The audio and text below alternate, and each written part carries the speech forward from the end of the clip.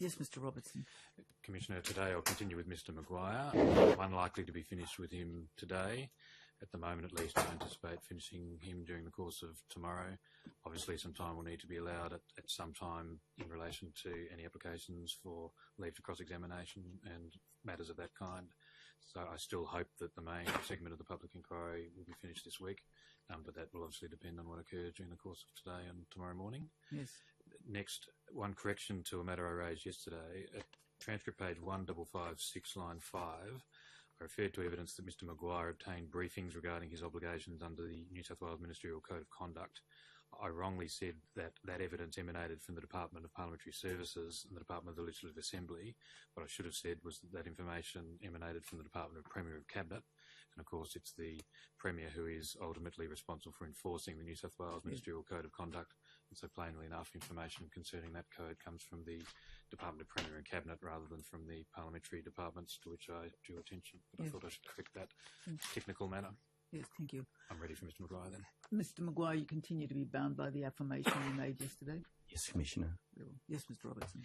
Mr Maguire, yesterday we spoke about the meeting that you had with Mr Vella towards the end of 2017. Yes. Have you now exhausted your recollection as to what you can recall during the course of that meeting? All my recollection, I stated yesterday. That's my that is my recollection. Yes. Now, once the meeting between the three of you, Mr Vella and Mr Allard, came to an end, yes. What then happened? Who left first? My recollection is Mr Vella left first. And so did you then continue on maybe with another glass or two of red with Mr Allard? Yes, I believe so, yes. After you were finished having glasses of red with Mr Vella? No, not Mr Vella. I'm sorry, with Mr Allard. Yeah, Mr Allard. Yeah. In your office, yes. What then happens? Suppose Joe wanted to meet the Premier. He said, "Can we go and see Gladys? Can we go and see Gladys?" Something like that. And yes, we'd had a couple of drinks, and we were on the 12th floor, I think, 1246, if I recall rightly, and the Premier's floor is the 8th. So I said, "Well, we'll go and see, and we'll do a drop in." Now, just pausing there, yes. You remember one of the calls that I played you yesterday was one where Mr Allard asked you specifically to set up a meeting with the Premier and the Minister for Planning. Do you remember? Yes, but that meeting never happened. You mean a formal meeting? Any meeting. It didn't happen. But you'd agree, wouldn't you, that the context of Mr Allard meeting with you on, it looks like the 15th of November 2017, was to attempt to comply, at least in part, with Mr Allard's request to see the Premier and potentially see the Minister for Planning, but you didn't get him before the Minister for Planning, you got him before his Chief of Staff. Is that right? Mr Allard, yes, did request to meet those two people in a formal fashion, and you're correct, I didn't make those arrangements. Mr Vella, through some conversation, volunteered to come to the office for an informal chat with Mr Allard. I didn't make any approach to the Premier formally or informally until we walked down from my office for what we call a drop-in, which is common. But really what I'm suggesting is that this wasn't an idea that came out of the blue. When you invited Mr Allard over to your office, one of the things you were considering doing is taking him for a drop-in meeting with the Premier. Is that right? He was insistent. He was insistent on saying hello to Glad. Yes, but it wasn't an idea that just germinated after a couple of glasses of red in your office. It was an idea that was in your mind before Mr Allard attended upon you on the 15th. It was a request from Mr Allard, right? And I thought that, to my best recollection, I thought that the meeting with Mr Vella would give him sufficient advice that he could be satisfied. But as the night wore on a little, Joe became a little insistent that we just pop in and say hello to Glad. Well, let me try and ask you this way. when you invited Mr. Alha over to your office in November of 2017, Yes. at least one of the things that you intended to do is put Mr. Alha in front of Mr. Vella, correct? Yes. But you also had in mind, at least potentially, seeking to do a drop-in with the Premier. Is that right? No, that isn't correct to my recollection. Well, the context, as I sought to draw attention to yesterday, Yes. was some number of months ago, Mr. Alha asked to see the Premier and the Minister for Planning, correct? In a formal meeting, yes. Well, do you seriously suggest he said, I need a formal meeting? That's as I interpreted it. Well, what you indicated to Mr. Alha is that although we want to talk about a site-specific issue, we've got to refer to it as a policy development meeting, because otherwise no one at a ministerial level, or indeed at the Premier's level, would entertain such a meeting, correct? Yes. And so what you were seeking to achieve for the benefit of Mr. Alha was a meeting that would skirt around ordinary processes. Do you agree?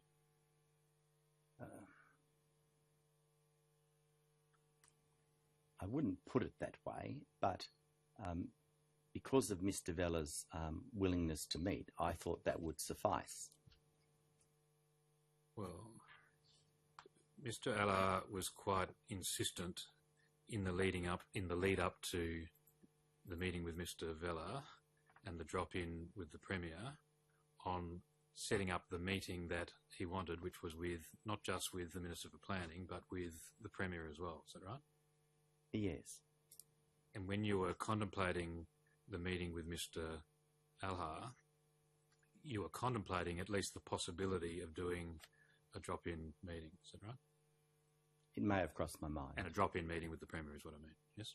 It may have crossed my mind. You thought that opportunity might possibly present itself during the course of the meeting that you had arranged with Mr. Alha on the 15th of November 2017, is that right?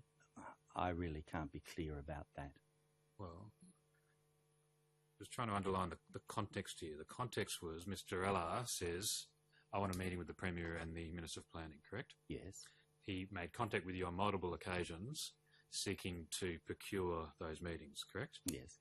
In fact, he was getting fairly desperate because he was concerned about the status of his projects and wanted to speak to people at a very senior level at the earliest opportunity, correct? I think he was frustrated, yes. You deliberately set up the meeting with Mr. Alha during a parliamentary sitting week, correct? It was convenient. No, but you deliberately set it up during a parliamentary sitting week because you were more likely to be in a position to introduce Mr. Alha to people that Mr. Alha might want to meet, correct? It was convenient. Are you agreeing with me or not? I'll agree with you, yes. And part of the reason you wanted it to occur on a parliamentary sitting day was the possibility that you may be able to do a drop-in meeting with Mr. Alha and the Premier, correct? No, I wouldn't call it a drop-in meeting. We regularly on sitting nights and sitting days, we regularly host visitors, drop in. We take all sorts of people, and sometimes we'll drop into those people just to say hello. Whatever you call it, let's call it a drop-in rather than a meeting. Whatever you call it, one of the reasons you arranged the meeting with Mr. Alha on the particular day and at the particular time and the particular place was the possibility that you would be able to introduce him or allow him to see the Premier by way of a drop-in. Is that right? Yes. You, Mr. Alha, didn't want to see the Premier just to meet her. He wanted to discuss his planning issue with her that was so frustrating. That's what his emails and texts said, correct. And that was the whole purpose of him coming to Parliament House on the 15th of November with his models. But I felt that he was satisfied after he'd had some advice from Mr. Vella that basically the need for further meetings or anything official had evaporated. I felt that he was sufficiently advised, so therefore we did drop in, and that was the extent of the contact from my recollection. But Mr. Vella didn't give Mr. Aller any advice during the 10 or so minutes he was there. What did he? It was longer there, Commissioner, than 10 minutes. Mr. Vella, I'm sure the conversation took longer than 10 minutes. Did Mr. Vella give Mr. Aller any advice during that meeting? I can't recall the exact conversation because I may have been partly distracted. Things happen when we're sitting. Yeah. So I don't know that I was intently focused on it. But my recollection is that Joe was quite happy with whatever they determined. And so therefore it became that we continued to have a couple of drinks, and then, you know, Joe was insistent on saying hello.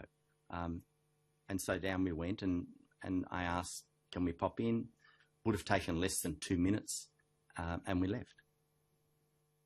But I'm asking you to focus on the plan in advance of the meeting itself. And what I'm suggesting to you is that the date, time and place chosen for the meeting with Mr. Alhar, a factor that led to that date, that time and that place being chosen, is the possibility that you would be able to comply with Mr. Alhar's request to be able to meet the Premier. Do you agree?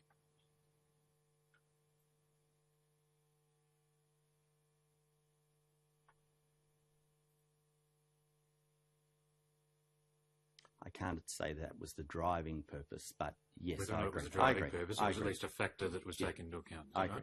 Right? And so you leave your office, you go into the general area of the building within Parliament House where the Premier has her offices, is it right? Yes. And what do you ask a personal assistant or a receptionist, does the Premier have a minute or two for a drop-in, something like that? I don't recall if there was a personal assistant there, a receptionist. There may have been, but I would have asked. I wouldn't just walk in. So you would have asked someone. It might have been a receptionist, might have been a personal assistant. In effect, does the Premier have a couple of minutes, something like that? Something like that. If that's, I just don't have a recollection of exactly. Did you identify to that particular individual that not only you wanted to see the Premier, but you wanted to introduce the Premier to someone else? I can't recall what I said. Well, wasn't Mr. Aller with you at the time? Yes. It would have been pretty obvious you wanted to go in together. Of course, but I can't recall exactly what was said, Commissioner. Did he have his model with him at the time? Do you remember? No, I don't believe so. Did he have a glass of red with him at the time? No, I wouldn't let anyone walk around Parliament with a glass of red. That wouldn't happen. Or a glass of white, I assume. Any glass, I would frown on that. And so what then happens? Does the Premier give you admission to her office herself, or is there some call taken between a receptionist or a personal assistant to her to say, have you got a couple of minutes for Mr. Maguire? It depends. It depends whether a receptionist is there. Sometimes there's no one there. Knock on the door. Hello, can I come in? I've got so-and-so with me. It just, every circumstance is different. Sometimes there are no receptionists. I shouldn't say this out loud, but sometimes there aren't. So this is something you've done from time to time, and a document of the kind that's been identified? All Premiers, occasionally. And so one way or another you get admission to the Premier's office, is that right? Yes. And doing the best you can, what happens during the course of that drop-in? My recollection is we were there for probably less than 2 minutes. Niceties were spoken, the Premier knew Mr. Alhar from various functions and things that occur. You'd already met him? I believe so. Why did you take him down to meet her on this occasion? He adores her and wanted to say hello, and he was at the stage where he just insisted.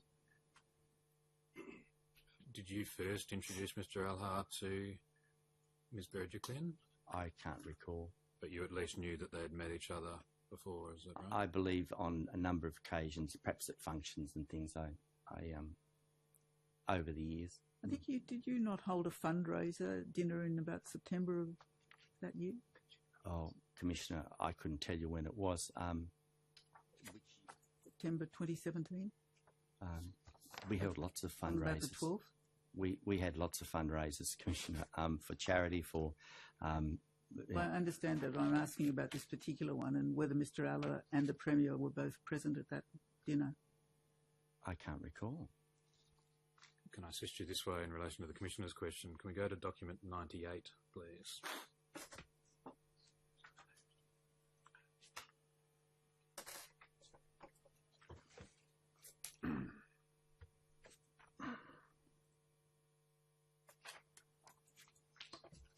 While you're a Member of Parliament, you had fundraising functions from time to time, is that right? Yes, correct.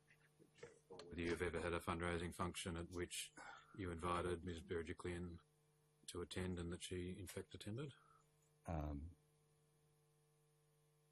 I don't remember a particular one, but... Just to try and assist you with the Commissioner's question, we'll just go to the second page first. See there a letter from you to the Premier, 28th of June 2017. I'm writing to seek your availability to attend a dinner I'd like to hold at Parliament House later this year. Do you see that there? Yes, I see that. And so it would be appreciated if you could provide the dates which you would be able to attend, preferably on a sitting night of Parliament. Do you see that there? Yes. Do you recall the particular reason you were asking the Premier to attend that dinner? Was it a networking function? Was it a fundraising function? I what can't was it? Do you recall. remember? I'm sorry. And we'll just go then back to the first page. So you'll see from your elected office to office@premier.nsw.gov.au. Do you see that there? Yes. That's the public-facing, or at least one of the public-facing email addresses of the Premier. Is that right? Mm-hmm. Yes. And then that seems to be forwarded from her office to the diary team. Yes. See that towards the top of the page. Uh-huh. Now, do you remember whether that particular request led to an agreement to attend a function? I don't know. Well, let me try and help you this way. Can we go down a couple of pages now? See there a further letter to the Premier, this time to events@premier.nsw.gov.au. I refer to your acceptance to attend a dinner at Parliament House at 6:30 p.m. in the President's Dining Room, 12th of September 2017. Do you see that there? Yes. And if we go back a little bit further, there's a series of invited guests who are there identified. Yes. Do you see that there? I see that. Including William Leong, for example, we see there. Yes. GT Hu, CEO of Country Garden. Yes. Sarah Vasey from your office. Yes. Jerry McCormick from Cottontails Wines, etc. Yes, I see that. Now, Mr. Allard is not identified on this particular letter. At least my recollection is that Mr. Allard said in evidence that he may have attended a function around about this point in time. Does that ring any bells? Not that one. Not to my recollection. But in any event, we'll go to the next page, which has got a later guest list. You recall this particular function that has attendees identified, and this seems to be related to the function that I was just showing you, but Ms. Louise Waterhouse, for example, who is identified as Country Garden. The Honourable Gladys Berejiklian, of course, is identified on the list. My recollection, and a series of others. My recollection is that was the list, but some of those people didn't attend. That's my strong recollection. Do you remember whether the Premier in particular attended? No, but I can remember that Miss Waterhouse didn't attend. I think nor did Mr. Leong. And do you remember whether Mr. Alha attended? No, albeit that he's not on the list. I can't recall that he did.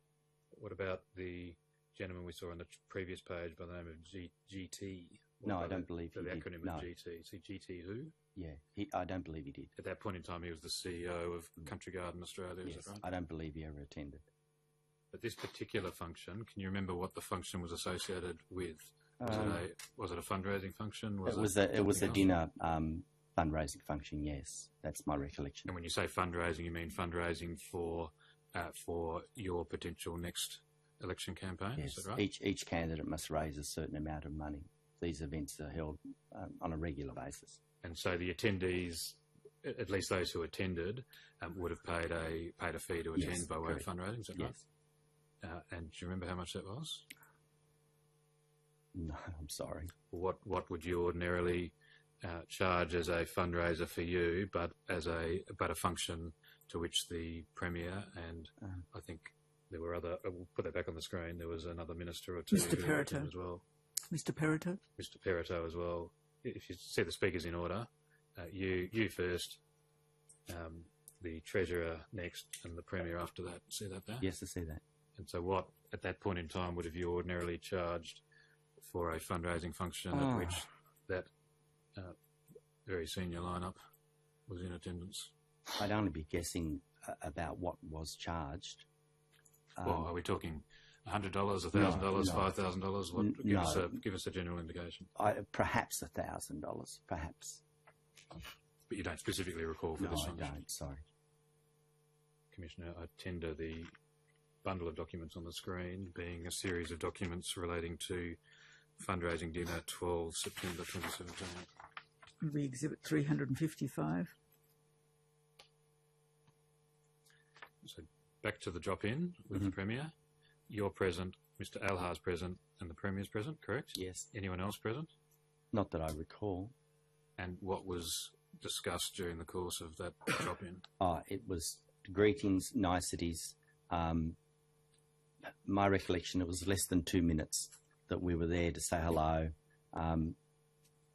Premier was working at a desk. That's my recollection, and we were gone. Was there any discussion of any matters relating to planning? No. Was there, whether that be in a general policy sense or in a site-specific sense? No, it was general niceties. That is my best recollection. But Mr. Alhar had been on at you for months to set up a meeting with the Premier and the Minister for Planning.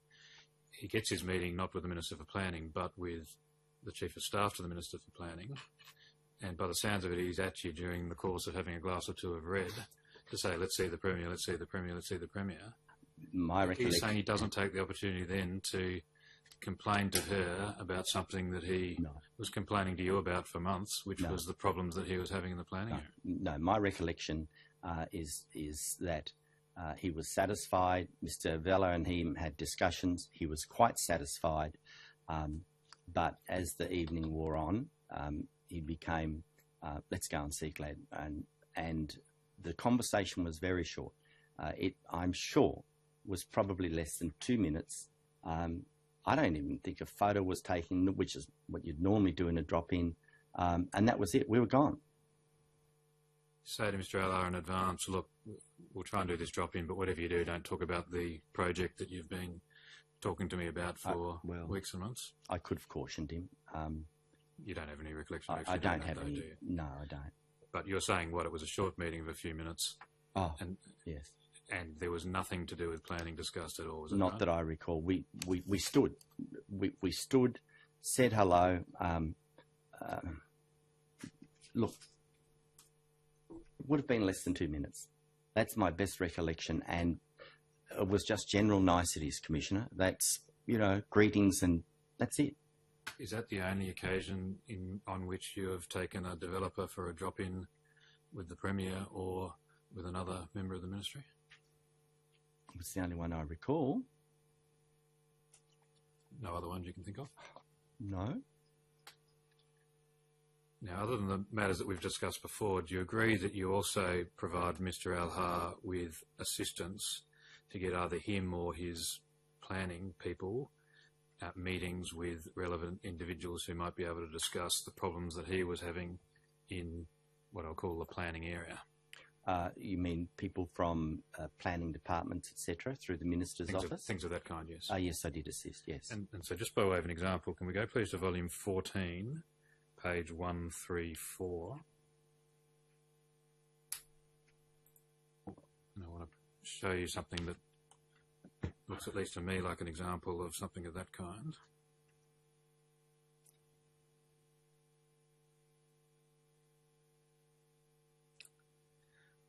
Here, a letter to the Honourable Anthony Roberts, MP, Minister for Planning and certain other portfolios. Dear Minister, please find enclosed correspondence received from Matt Daniel of Pacific Planning in relation to Beamish, B-E-A-M-I-S-H Street in Campsie. See that there? Yes. That was one of Mr. Alhar's projects, correct? Correct. And Mr. Daniel was Mr. Alhar's planner, is that right? Yes. And then you say it would be appreciated if an appointment can be made with one of your planning officers to speak with Matt Daniel at a mutually convenient time. See that there? Yes. And you sign it towards the bottom and add, perhaps ambitiously, this week would be good. Do you see that there? And so is this an example of the kind of assistance you would provide to Mr. Alhar? In a sense, something in the nature of a shortcut, which might allow the Minister for Planning or perhaps another minister to cause their officers to organise prompt meetings with relevant government officials? Yes, it's a way of communicating that, yes. And why did you provide this service or assistance to Mr. Elhar? Because he was having difficulties and he wanted to meet, and I suggested it would be far better for him to have his planners and others to meet and meet with the minister's staff or whoever he nominated to try and work through some of the issues, give them advice. But what's it got to do with you? You're the member for Wagga, you're a parliamentary secretary for a series of portfolios, not including planning. Why are you getting involved in assisting in what appears to be an attempt to have something in the nature of a shortcut, get the minister's office involved so that we can get a prompt meeting this week would be good? Yes, I've been friends with Joe for a long time, and I did it out of friendship. Well, have you ever sent a letter like the one that we saw on the screen, not so much out of friendship, but because you were hoping that in the event that a property development got off the ground, you would end up with a fee yourself? He never promised me anything. I had no agreements. Well, let's put Mr. Elhar aside. What about other property developers? Have you ever assisted a property developer by sending a letter of the kind that we saw on the screen a moment ago, Yes. with a view to assisting some other property developer getting relevant approvals to be able to allow a project to proceed? I've assisted a number of developers, yes. And when you assisted those other developers, you did it in the hope that ultimately there might be some profits flowing to you. Do you agree? Not entirely, but is that at least a factor that weighed on your mind in relation to, if not Mr. Elhar, then the other developers to whom you've just identified? Could have been, yes. Or could have been, or was? Could have been, yes. Well, not just could have been, it was. Do you agree? Yes. And so can we have a look at an example of that? Can we go please to volume... You want to tender that last... I do. I'm grateful for the reminder, Commissioner. I tender letter from Daryl Maguire to the Honourable Anthony Roberts MP, 17 September 2017, pages 134 through to 137, volume 14, Public Inquiry Brief. That'll be Exhibit 356. And just before we go to that volume 15 document, I apologise to the operator, but we'll just go to page 140 of volume 14, just to see how that particular matter played out. Now, is it right that that letter that we saw on the screen a moment ago actually resulted in a meeting taking place? I can't recall, but... Well, this will help you. Mm-hmm. You see there, Minister Roberts says to you, "Thank you for your representations on behalf of Matt Daniel and his development. Mr. Daniel met with the Department of Planning and Environment representatives on 28th of February 2017, etc., etc." And then the final paragraph says, "I've asked the department's urban renewal team to ensure Mr. Daniel is kept fully informed of the progress of its work." See that there? Yes, I see that. And so is it right to say this provides an example of the kind of assistance that you've provided from time to time, not just to Mr. Elhar, but to other developers, with a view to, in effect, shortcutting what might otherwise be a bureaucratic process to do things like setting up meetings and things of that kind? Well, I wouldn't say exactly shortcutting, but certainly, yes. If you wouldn't use the word shortcut, what word would you use? Well, anyone can write to a minister and seek the same thing as I did. Well, that's true, but you weren't a general member of the public. You were writing on your Member of Parliament letterhead, correct? Correct. And you'd agree, wouldn't you, that you were lending the weight of your office as a Member of Parliament by making representations to the Minister, correct? Yes. And you'd agree, wouldn't you, that, at least in the ordinary course, it will be easier for a Member of Parliament to procure a meeting for someone with a minister or with the minister's staff or even with the department than someone just off the street? Yes, right? I agree. A tender letter from the Honourable Anthony Roberts MP to Mr. Maguire MP, 7 April 2017, page 140, volume 14, Public Inquiry Brief. That'll be Exhibit 357. So can we now go to volume 15, page 48? While we're doing that, did Minister Roberts ever ask you the sort of questions Mr. Robertson just asked you? I.e., why are you advocating for somebody No. in relation to property in Campsie, which is a No, long way Commissioner. from Wagga? No, Commissioner. Did you ever tell him? No. Did you ever tell anyone within his office? No. Did you ever tell anyone, either him or anyone from his office, something to the effect of, I'm making these representations in part because Mr. Alhar's a mate? I may have mentioned that. I may have. Would you have a recollection of that, or are you speculating as to whether you did or not? I'm speculating. Did you ever inform Minister Roberts or any other minister you wrote to with representations on behalf of developers, or any ministerial staff in respect of whom you made representations on behalf of developers, that you were hoping that you might make a commission or other fee in the event that the development was successful? No. We'll go to volume 15, page 48. You agree you should have disclosed that though, don't you? Well, in hindsight, yes. Well, not just in hindsight. At that point in time, you realised that you were lending the weight of your office as a Member of Parliament to particular development projects in areas other than the electorate of Wagga Wagga, correct? Yes. And you realise that if you lent the weight of your office, including by writing letters on parliamentary letterhead, they would be more likely to get closer attention than if they were letters that were written to the people by the developers or perhaps their planners directly. Okay? Yes. And it didn't occur to you in the face of that you should at least have told the proposed recipients of these letters, I'm not just doing this in my capacity as a Member of Parliament for the electorate of Wagga Wagga. In part, I'm writing you this letter because I'm hoping that I'll make some money out of it at the end of the day. Didn't occur to me. You at least realise now that you ought to have, Yes. at the very least, disclosed that matter, Yes, correct? I do. Yes. And indeed, you ought not have written any of this kind of correspondence on parliamentary letterhead at all. Do you agree? I agree. Looking at the letter then on the screen, we there see, and this is on the same date as the other letter that I showed you on behalf of Mr. Alhar, please find enclosed correspondence received from Charlie Demian concerning 181 James Roos Drive, Camellia. Do you see that there? Yes. It would be appreciated if an appointment can be made with one of your planning officers to speak with Charlie Demian at a mutually convenient time. See that there? Yes. And again, you sign the document and add the words, this week would be good, correct? It's almost the same as the letter about Mr. Aller's planner. Yes. Mr. Demian was the developer in relation to that project, is that right? Yes. And you were hoping that in the event that that development was successful, some money would flow to you. Do you agree? Yes. And I take it that you didn't draw that to Minister Roberts' attention or to the attention of anyone in Minister Roberts' office. No. Is that right? Tender the letter from Mr. Maguire to the Honourable Anthony Roberts, 17 February 2017, page 48, volume 15, public inquiry brief. Exhibit 358. Mr. Maguire, I'm going to come back to what I'll call the Demian topic, but it was related to something I asked you about Mr. Alhar, so I thought that I'll show you that now. Thank you. I've referred you to the example of the drop-in with the Premier and some correspondence with Minister Roberts. Do you recall any other circumstances in which Mr. Alhar made contact with you to say, I've got problem X in my development, I want to see Premier, Minister for Planning, Minister for Roads, Minister for whatever? I can't be clear. I can't recall exactly.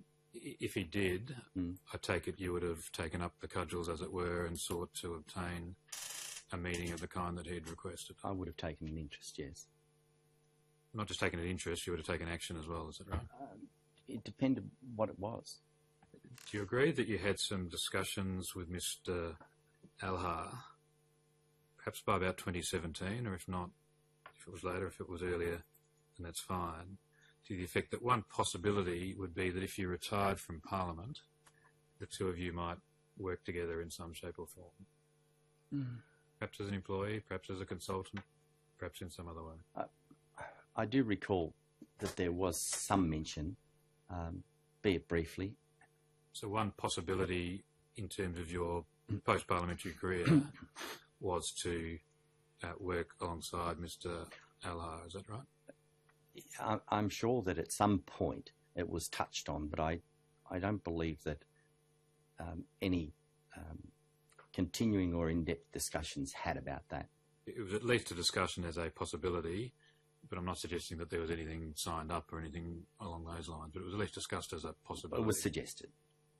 Was that one of the matters that was exercising your mind when you decided to assist Mr. Alhar in relation to these projects? No. The possibility that you might ultimately go to work with him? No, I would have to say no. That wasn't the case. And so do you say we effectively put Mr. Alhar in a different category to some of the other developers like Mr. Demian? Mr. Alhar, it was about looking after your mate, if I can use that colloquial expression, whereas with people like Mr. Demian, it was with a view to making some money. Well, with Mr. Demian, he had major problems that he raised with me. And the problems were bureaucracy gone mad. And I attempted to help him. But you wouldn't have got involved in the kind of depth that you got involved with Mr. Demian, for example, unless you thought that there was a prospect of some money at the end of the day. Do you agree? I agree. And similarly, in relation to Mr. Alhar, you wouldn't have engaged in the kind of action that we've talked about today and yesterday in the kind of detail that you did if he wasn't a mate of yours, correct? True, yeah. Close friend. Great friend. We are close friends, yes. Pardon me for a moment. And so is it right that other than what we've talked about in terms of attempting to set up meetings with ministers, do you recall any other examples of attempting to set up such a meeting, or at least being requested to set up such a meeting on Mr. Alhar's request? Not specifically, no. I can't recall. There may have been, but I can't recall what it was. Let me help you this way. 22nd of November 2017, Intercept 3999. So we're a little bit later than what you and I have been discussing so far. The meeting with Mr. Vella, for example, looks like it happened on the 15th of November 2017, and so we're now a week or so after that.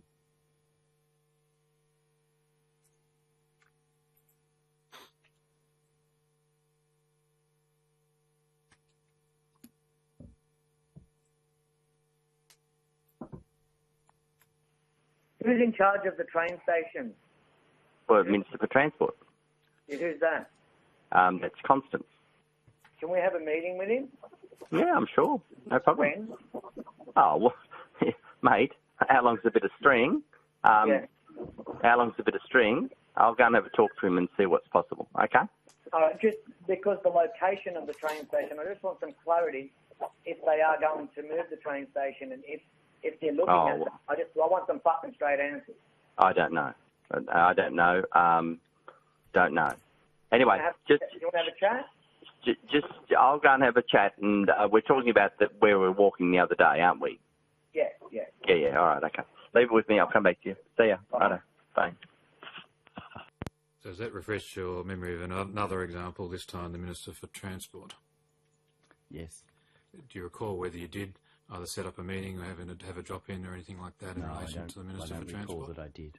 But it's at least an example of the kind of relationship that you had with Mr. Alhar, at least in 2017, that you were something in the nature of Mr. Alhar's direct line to government. If he wanted the assistance of a minister or someone in a minister's office, or perhaps someone in a department, yes, he would be your first port of call, correct? And you would assist him in setting up meetings or obtaining advice in relation to his development projects, is that right? Yes, correct. But you never informed the people who were being asked for that advice or asked to set up those meetings that the reason, or at least a substantial reason as to why you were asking for their assistance, was not anything to do with your electorate or your public responsibilities, but rather because you were a mate of Mr. Alhar, is that right? Yes, correct. Did you think Mr. Alhar was pushing the envelope a bit with that request, Mr. Maguire? Yes, sometimes I did, yes. And he said I think he said words to the effect of where we were walking the other day. Yes. So, which particular project was that letter about, or that's rather that request about? Do you recall? It's somewhere in Canterbury, Bankstown area. There's a old shopping centre. I don't recall the exact address.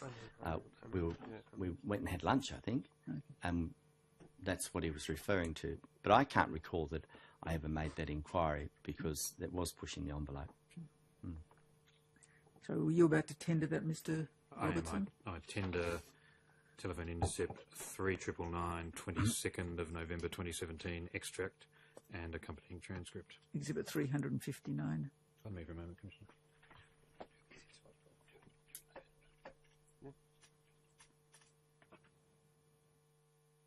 And as well as the kind of direct communication of the kind that we've seen, you're writing directly to a minister on your parliamentary letterhead or procuring drop-ins, things of that kind. You'd also give Mr. Alha advice from time to time as to how he would best advocate his position in relation to planning projects. Is that right?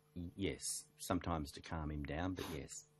But you'd give him particular advice, write to this person or do it in this way, etc., etc. Yes, I did.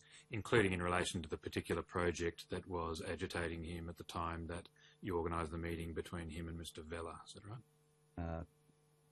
Perhaps, yes. Can I assist your recollection this way? We'll play intercept 6554. Second extract from that call, and that's dated 28th of February 2018, so we're now into the next year. Exhibit 289, Commissioner. Thank you.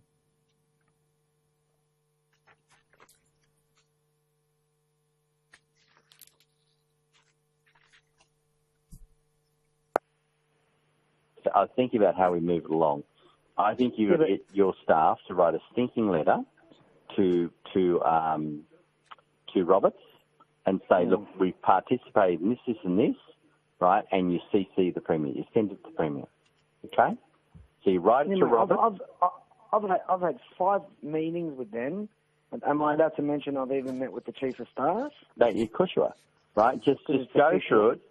Yeah, of course it is. I mean, you're allowed to meet. I just need a direction forward. I can't wait another 2 years. That's right. So what you do is get them to write a letter, sit there and killing me down. I know. Killing me down. It's I understand. starting to hurt, mate. Joseph, write the letter tomorrow. Pour your heart out, right? Well, I can't, mate. I need someone to help me write the letter. Yeah, you're not stupid. You can get a letter written, get it done, and then you CC the boss, and you send it to Roberts, right? How do I get the boss's email? I'll fix it. You just put CC Gladys Berejiklian, all right? You just send it to Roberts and you CC Gladys and send a copy to me. I'll get it, all right? I can't deal like this. I know. I'm really exhausted all avenues. Like, tell me about it. At least, I was the first. I was before the strategy. There is no fucking corruption.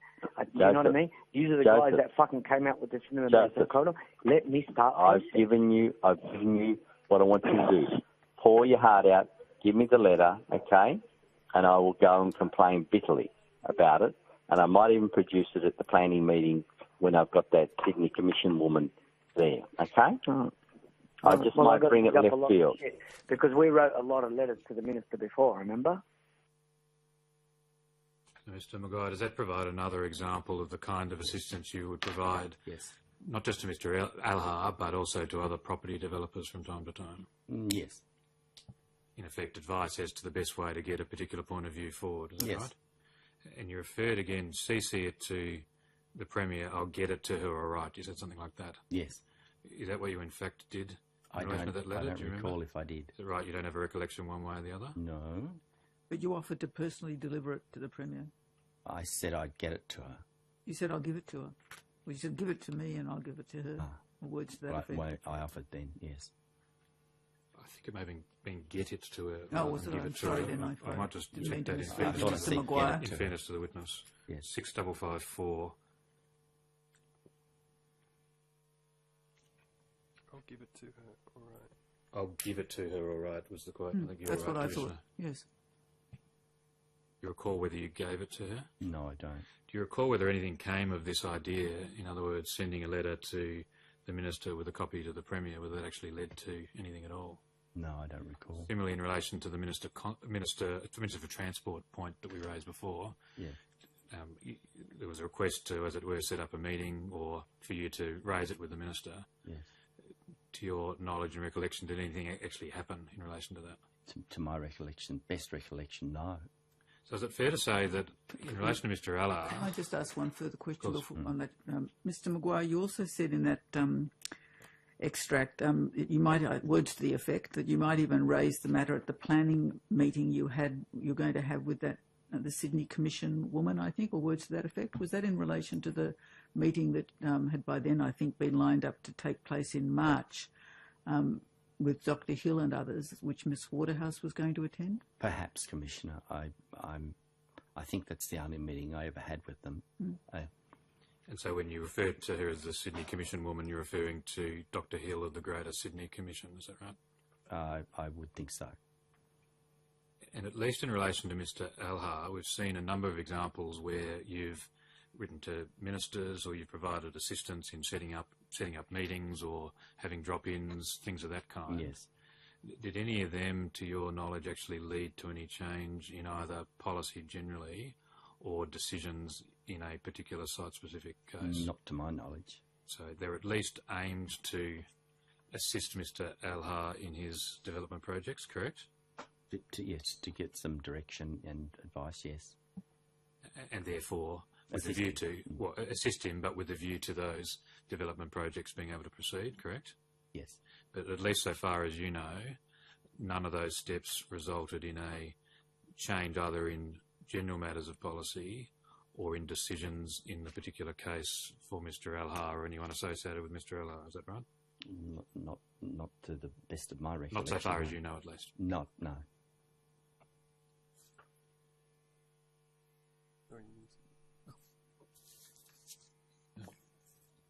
We're about to move on to another topic. The witness apparently has a bad back. Are you happy to continue on to the next topic, or would you like a short? I'm going well, break? thank you. Well, if we get to the point where it's causing pain or difficulty, just let us know. More Panadol, and thanks. We'll proceed from there.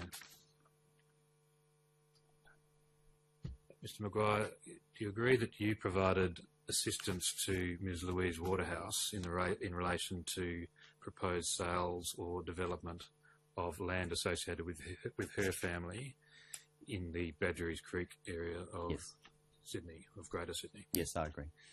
How did you first come to meet Ms. Waterhouse? Do you remember?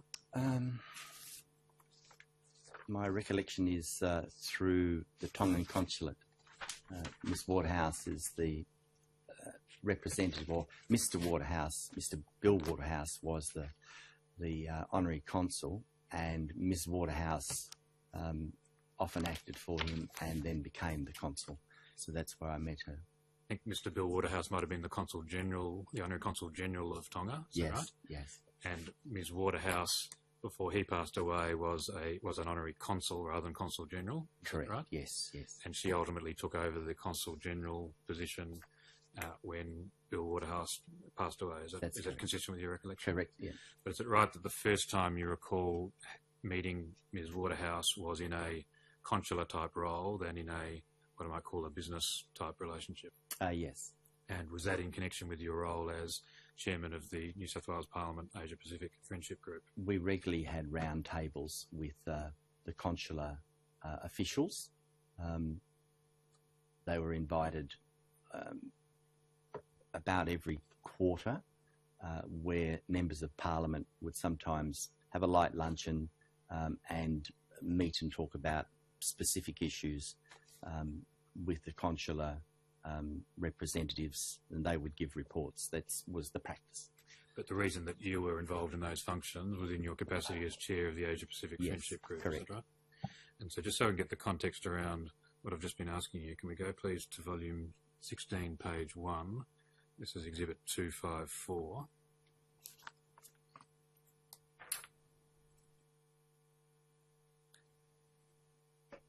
Again, this is an email chain, so we'll need to jump to page 2.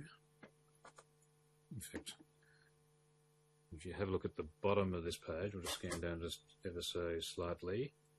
Ms. Lyons to Louise Waterhouse. Ms. Lyons was a member of your staff at that point in time, is that right? Yes. Subject heading meeting request. And then if we turn over to page 3, good afternoon, Mr. Daryl Maguire, MP, member for Wagga Wagga and Chairman of the New South Wales Parliament Asia Pacific Friendship Group, will be visiting Tonga from 11 to 13 April 2017. You see that there? Yes. He would sincerely appreciate the opportunity to speak to the Consulate General of the Kingdom of Tonga, New South Wales, before he leaves. See that there? Yes. Now, that particular trip that you're referring to was one of the SAP CDA trips that you and I discussed yesterday. Is that right? Yes. And so you weren't attending Tonga principally in your capacity as chairman of the New South Wales Parliament Asia Pacific Friendship Group. Yes. Rather, you were principally attending Tonga and other countries in the South Pacific as a person associated with the Shenzhen group. Is that right? Yes. And why then did you not draw to attention the fact that your meeting in Tonga was, or in fact your visit to Tonga, was principally associated with the business activities of the Shenzhen group, as opposed to associated with your role as chairman of the New South Wales Parliament Asia Pacific Friendship Group? Can you ask that question? Can you repeat that question, please? Do you agree that the principal purpose for attending Tonga in April of 2017 was to advance the interests of the Shenzhen group we spoke about yesterday? Yes. The SAP CDA organisation. Yes. Why didn't you identify that in this email to Ms. Waterhouse, or in fact to the consulate? I don't recall why it wasn't said, but in my best recollection, I would have asked the staff to arrange a meeting for which I would raise topics at that meeting. I don't know that I gave the detail to Ms. Lyons. But is this right? The reason you wanted to meet with the Consul General of Tonga was to assist in arrangements for the Shenzhen group for its forthcoming trip to... Yes, I wanted to have a discussion about the purpose of the trip. Yes, that's correct. And it's right to say that the main purpose of that trip and the subsequent trip that you took to PNG and the Solomon Islands was not in any official capacity of yours, but rather was in your capacity as a person associated with the Shenzhen group of business. As honorary chairman, yes. As honorary chairman. But not in the exercise of a public official function like New South Wales Parliament Asia Pacific Friendship Group. Do you agree? Can you state that again? Do you agree that at least the main purpose of you attending the South Pacific first in April, then the subsequent trip that we spoke about yesterday in the Solomon Islands and in PNG, was to promote the Shenzhen, or was in connection with the Shenzhen group of business people, the SAP CDA organisation, as opposed to the exercise of any public official function, such as your role as chairman of the New South Wales Parliament Asia Pacific Friendship Group? That role as chairman would have played a part in it, but yes, the majority, the Shenzhen group, that's correct. It played a part in it in the sense that you used your office as chairman of the New South Wales Parliament Asia Pacific Friendship Group as something in the nature of a door opener in the South Pacific region. Is that right? Do you agree with that? But that was done, you did that for the benefit of the Shenzhen group. Yes. Is that right? Correct. You agree, I take it, that was a activity divorced from your public official functions in the sense that it was something that you shouldn't have done. Do you agree? Yes, I agree. And I'll just show you one document just on that topic. We'll come back to the documents on the screen. We'll go to volume 18, page 129. And while that's coming up, I was showing you an email from Ms. Lyons, but I take it that Ms. Lyons was sending that email with your authority. Oh, yes.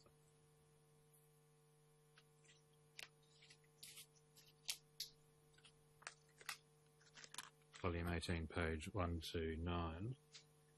Now, do you see here, we're in April of 2017, and there's some correspondence with the Federal Department of Foreign Affairs and Trade, and it's speaking about the process for an MP travelling overseas. Do you see that there? Yes, I see that. Now, you're aware, aren't you, that there's at least a practice that, generally speaking, if a Member of Parliament goes overseas, that the Department of Foreign Affairs and Trade should at least be informed. Is that right? If it's an official government travel. If you're just going on a general holiday, then they don't need to be informed. But if there's any possibility that the Member of Parliament will be acting in any public official function, then at least the policy or the practice is to inform the Department of Foreign Affairs and Trade. My recollection is that if they're representing the government on official government business, then DFAT would get involved. That's my recollection. And then if we just scan up the page, so I can draw your attention to what I particularly want to draw your attention to, which seems consistent with what you've said before. Again, from Ms. Lyons, Mr. Maguire has asked me to inform you that although he is a Member of Parliament, that is not the main capacity in which he is travelling to Samoa. Yes, that's correct. And is it right to say at least the main capacity in which you are travelling to Samoa was to promote the interests of the Shenzhen group of business people? Yes. I tend an email from Daryl Maguire, or email chain ending with email from Daryl Maguire to Adriana Lyons, 4th of April 2017, pages 1 to 8 through to 1 to 9, volume 18, public inquiry brief. That'll be exhibit 360. Mr. Maguire, having regard to Ms. Lyons' response, do you know how the fact of your trip came to DFAT's attention? No, I don't. It was described in that email as, in effect, your public official functions was not the main purpose for the trip. But do I take it that during the course of the trip, you would still introduce yourself to people as a Member of Parliament, Chair of the Parliamentary Friendship Group, etc.? Terribly hard to divorce yourself from the titles that you carry.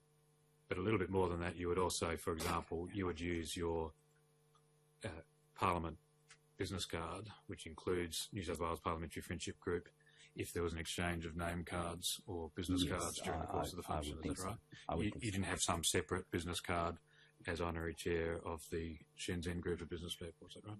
I don't recall that I did. But at least your best recollection was, to the extent that you needed a business card, you'd use your parliamentary one on what I'll call a Shenzhen related trip. Would you agree? I would agree, but I can't recall that I had a card. You can't recall you had a Shenzhen card. No. You do recall that you had a parliamentary card. Always had them, yes. And that parliamentary card included your officers, including Chair of the Parliamentary Friendship Group. Yes, I think so. And that would be the particular card that you would use in the South Pacific region, including if you were there for what I'll call Shenzhen business. Yes. We can go back to the document we're on before, which is part of volume 16, page 3, exhibit 254.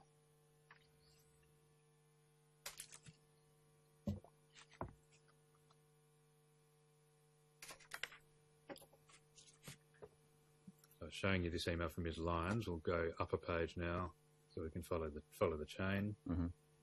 Ms. Louise Waterhouse comes back to you and says that Mr. Waterhouse is not available, but Ms. Waterhouse is happy to attend instead. See that there? Yes, I see that. And then if we go back up further to see the next email, you'll see arrangements are being made for a meeting that took place in Parliament House. Yes, see that there? I see that. And such a meeting, in fact, took place. Is that right? Yes, it did. And during the course of that meeting, you discussed, amongst other things, the upcoming, what I'll call Shenzhen meeting with shall we draw that? The upcoming Shenzhen trip to various countries in the South Pacific region. Is that right? To my best recollection, yes. You were asking Ms. Waterhouse for assistance in setting up meetings and things of that kind. Is that right? Yes. That was why you wanted to set up the meeting with someone from the Consulate of Tonga. My recollection is I wanted to brief her about the group and the purpose. I don't recall if we asked for any specific meetings with people in Tonga. I can't recall that was asked. But is it right then, at least, perhaps not in relation to Tonga, but at least in relation to some of the countries, you would use the consular network available to you as Chair of Parliamentary Friendship Group in order to set up meetings for the Shenzhen groups? That's correct. Now, you then to withdraw that.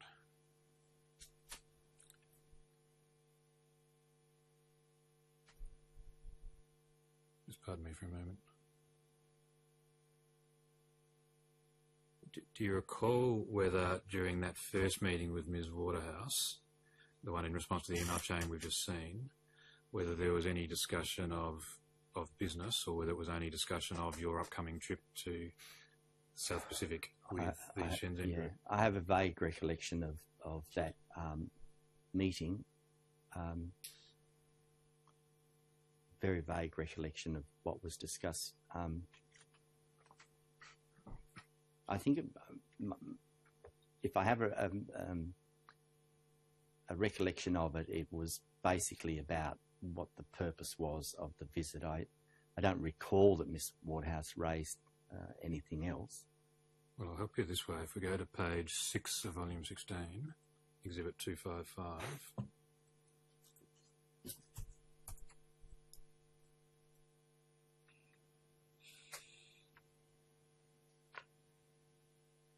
Now, on the 7th of April 2017, 2 days after the meeting that appears to have happened on the 5th of April 2017, Ms. Water says, further to your mentioning the free trade zone at Shenzhen and our confidential discussions about our exciting project adjoining the new Western Sydney Airport, attaches a very brief summary and map. See that there?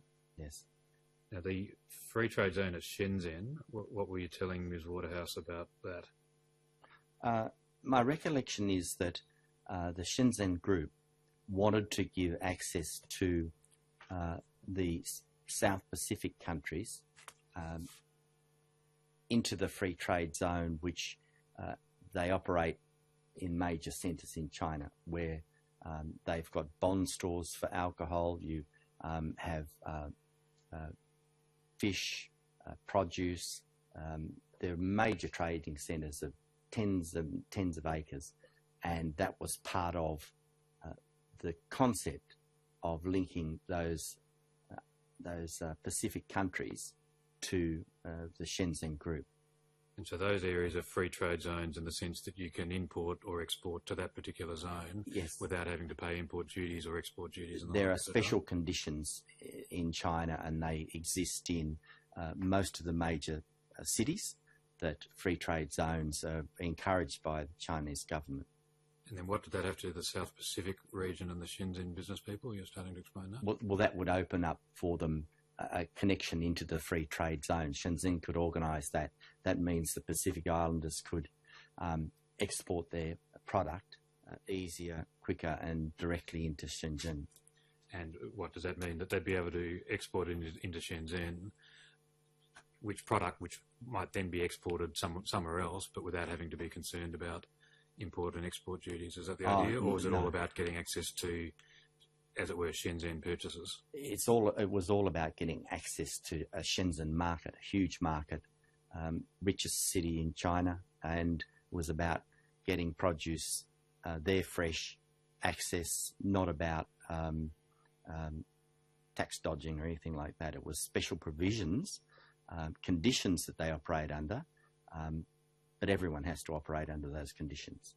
And what did this have to do with Ms. Waterhouse? My recollection is that information was given to her in discussion about what the Shenzhen group were trying to achieve in the South Pacific, the linking up of businesses. That's why the chambers of commerce were selected. That's my recollection. But let's just have that document back on the screen, page 6 of volume 16, exhibit 255. See, Ms. Waterhouse is saying, further to your mentioning the free trade zone and our confidential discussions, etc., attached is a very brief summary and map. And I'll then just take you to the next page so you can see at least the start of the very brief summary and map. It's a summary and map regarding Smart West Sydney, and then there's a map of the area. You can see it in blue, with orange being what will become Western Sydney Airport at Badgerys Creek. Yes, you see that there? I see that. So I'm just trying to understand why is Ms. Waterhouse, as you understood it, linking her Smart West Sydney project with the free trade zone at Shenzhen topic that, by the looks of it, you and her discussed on the 5th of April 2017? I can't recall why, but obviously it was discussed, but I can't recall the specifics of why. But in any event, is it right to say that at least one topic of discussion, perhaps briefly, during the meeting of the 5th of April 2017 was the Smart West Sydney project of Ms Waterhouse? Correct? Yes, fair to say that. Yep. And that was followed up with the letter that we could see, or the email that we could see before, Exhibit 255. You were then off on to your South Pacific trip over the next couple of weeks, and you and I discussed that in some detail yesterday. Do you remember whether you ultimately reported back to Ms Waterhouse as to what happened at the South Pacific trip, either generally or at least in relation to Tonga? I can't recall. We may have had a discussion. I can't recall clearly. Let me show you this then, page 10 of volume 16.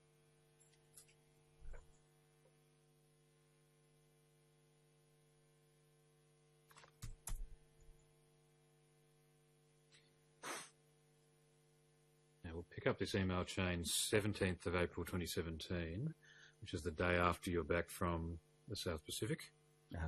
G'day Louise, we had a fantastic visit to all 4 countries. Now, pausing there, that was Fiji, Samoa, Tonga and Vanuatu. Yes.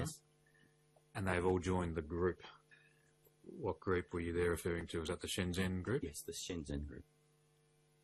The Chinese are over the moon and are moving very quickly on some low-hanging fruit. See that there? Yes. What was the low-hanging fruit? Things that interested them. I wasn't entirely briefed about what Mr. Lee found interesting, etc., but I know that in there was a license for a casino. So I can't be clear about what I'm referring to as low-hanging fruit, but there were some things that that he was interested in, but I don't know that he divulged everything to me about what he was thinking. So when you're referring to the Chinese, you really mean Mr. Lee and people associated with Mr. Lee, is that right? Yes, correct. And at least as you understood the position on the 17th of April 2017, he was over the moon or excited about the prospect of investing in one or more of those South Pacific countries. Yes, right? I think he found it interesting, yes.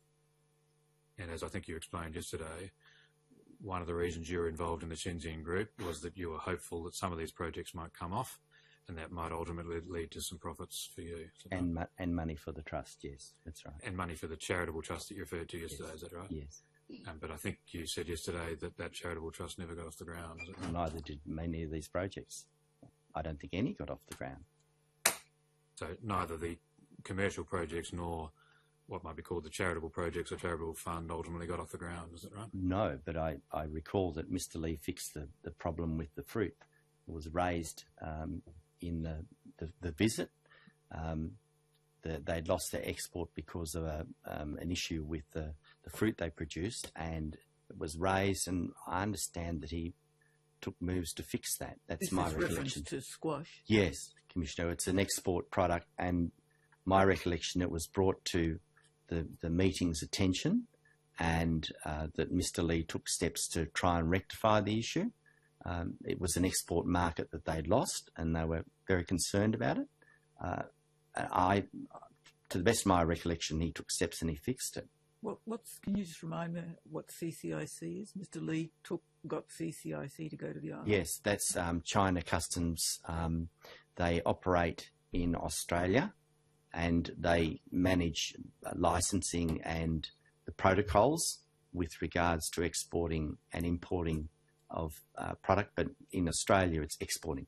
You have to have CCIC approval before you can do anything. Get products in, particularly fruit and vegetables, etc. It sounds like, from what you're saying, you need the same licenses in Tonga at least to export the squash. Yes, everything has to be approved, and there was, to my recollection, a problem with either a bug or some protocol that needed to be rectified for what is the big export, and they were very concerned about it. Similar to the beef problems that we have from time to time when, China Customs is very strict on labelling and all those things. This was a similar problem with a bug of some description. I'm not clear on what the issue was there. So the CCIC is essentially the organisation that assists with what might be broadly called regulatory matters. In other words, making sure the appropriate approvals and things of that kind are obtained in the event or are possessed in the event that someone wants to export product from, for example, Australia or Tonga into somewhere within at least mainland China. Is that right? Yeah, that's correct. And if you have a look a little bit further up this email chain, Ms. Waterhouse comes back and says, thanks for the update, etc. And then if we go up a little bit further, you say, hi Louise, thanks. We'll try that, start again. Hi Louise, thinking of doing lunch in the next sitting to allow extra time to get invitations out to the other consuls generals. Yes. Then you identify a date. You then say, I would like to catch up, re the other matter we discussed. You see that there? Yes, I see that. What was the other matter to which you're referring there? Oh, it would be the Southwest project. The Smart West City. The Smart West project that Ms. Waterhouse had drawn to your attention. That's what it was. On the 5th of April and the 17th, for 5th of April and 7th of April. So yes. A tender email chain ending with email from Mr. Maguire to Ms. Waterhouse, 18 April 2017, 1:22 p.m, pages 10 to 11, volume 16, public inquiry brief. To be exhibit 361. You catch up with Ms. Waterhouse regarding the other matter? I can't recall. Well, that wasn't the end of any involvement you had in the Smart West project, I take it? No. I can't recall if that happened immediately, but I'd suggest that it did, yes. Why did you want to catch up with her regarding that other matter? I think, well, the email said that I couldn't access all of the document to read it, and I wanted to read it in person. But why did you care? My recollection is there were some other issues that were raised around that Smart West as well. What were those issues? To do with roads and the flight path of the airport, and the families that were trapped underneath the flight path, if my recollection is right. When you say roads, by that do you mean access from the Smart West site through to the new Northern Road? Access for that area, including Smart West, and my recollection is 30 or 40 families that lived out there. Because there was concern as to those properties being able to properly access the, I'll call the Northern Road on the eastern side of that area near Bedrose Creek. Safely, I think is the word you'd use. Safely and directly. Yeah. Safely, yes. Well, not just safely, but directly in the sense of having the most convenient access possible, rather than having to have a circuitous route to get there. Is that right? Correct. Was that the only issue of which you can now recall in relation to what I might call the Smart West project? Oh, that was the major issue that the families and that Louise was the spokesperson for. They formed a group, if my recollection is right, that were actively seeking to be included in the road access issue. And then, of course, there was the major project itself, which Miss Waterhouse had indicated to me. I can't recall when she indicated, but she wanted to find some partners and or some businesses that might join with her to fulfill the dream of Mr. Waterhouse. That's my recollection. So I'll get to the detail of that in a moment, but was there also an issue in relation to what I'll call in the broadest terms planning, in particular what planning decisions might be made in relation to Ms. Waterhouse's site and perhaps in relation to land in the vicinity of her site as well? Yes, I think so, yes. And what was that particular issue as you stand or now recall it? My recollection is that there was a line drawn on the map and that Miss Waterhouse's land and the land of the 30 or 40 landholders was excluded from the master plan, if that's the right word for it, and that caused a a lot of issues with the locals and with Miss Waterhouse. It's my recollection. Was one of the reasons that you wanted to speak to Ms Waterhouse about the other matter, the Smart West Sydney matter, the possibility that you might be able to introduce Ms Waterhouse to people who might invest, yes, and who might pay you a commission in relation to that? Certainly, people who might want to invest, yes. But do you accept the second part of what I was putting to you? People who might invest, but also people who might give you a commission or introduction fee or other amount of money in relation to such an investment?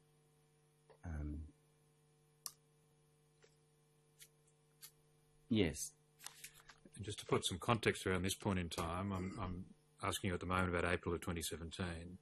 Would you agree that around that point in time you were undecided as to whether you were going to stand at the next election in 2019? I had made up my mind but not said anything publicly about my political future, but I was going. Well, was that an absolute you were going, or was it you wanted to go but you wanted to put in place things for yourself after retirement? I definitely was going. I'd made up my mind. I hadn't told anyone at that point in time, from my best recollection, that I would have to look to the future. Yes. And so, is it right to say that during the course of 2017 and into the first half of 2018, one of the things that you were very keen to do was to put yourself in the best possible financial position to be in a good financial position to retire at the next election? Explore, I think, opportunities. Well, would be I suggest more you accurate. that it was more than just exploring. You wanted to receive actual real money before you'd retired, so that when you did retire, you were in a good financial position. Do you agree? Not entirely, but I'll agree. Well, what do you mean by not entirely? Do you agree with me or not?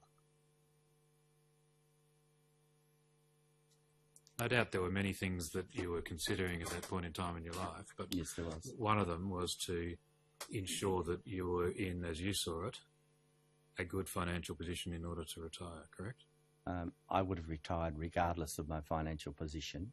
But you were desirous to, at the earliest opportunity, put yourself in the best possible financial position. Do you agree? I was desirous to put myself in the best opportunity to engage in work once I retired.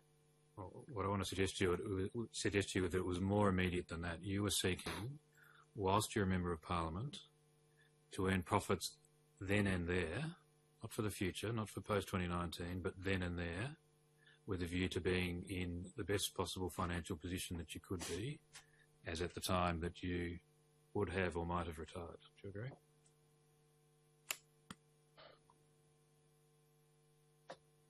Well,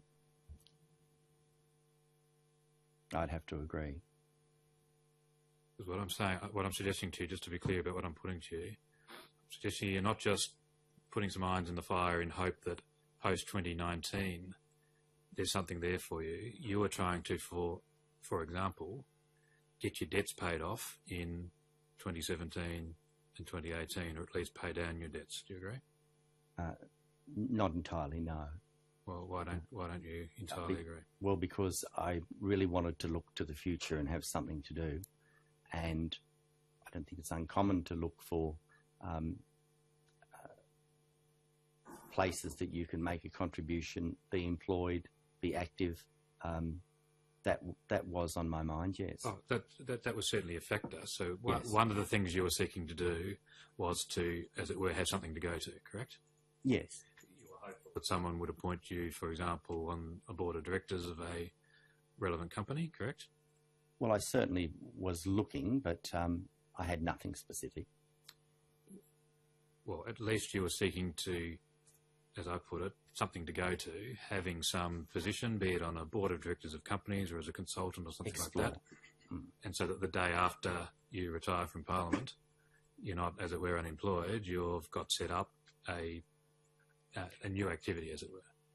I would suggest that I was exploring opportunities to consider after I left Parliament. Well, wasn't it a little bit more than that? You were exploring them, but you're also seeking to procure offers of potential positions before you were before you ceased to be a member of Parliament. Correct? No, I would have to disagree with that.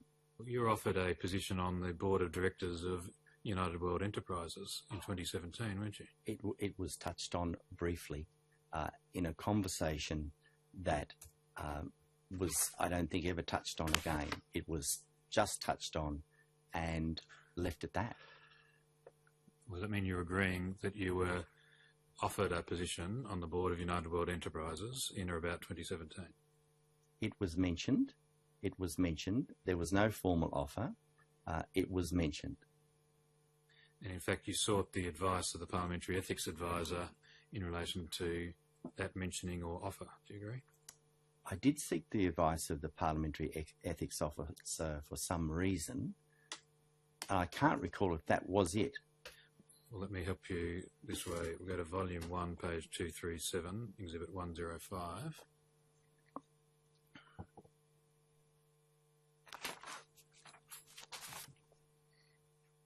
What I'm going to show you is a note of a meeting with the Parliamentary Ethics Advisor,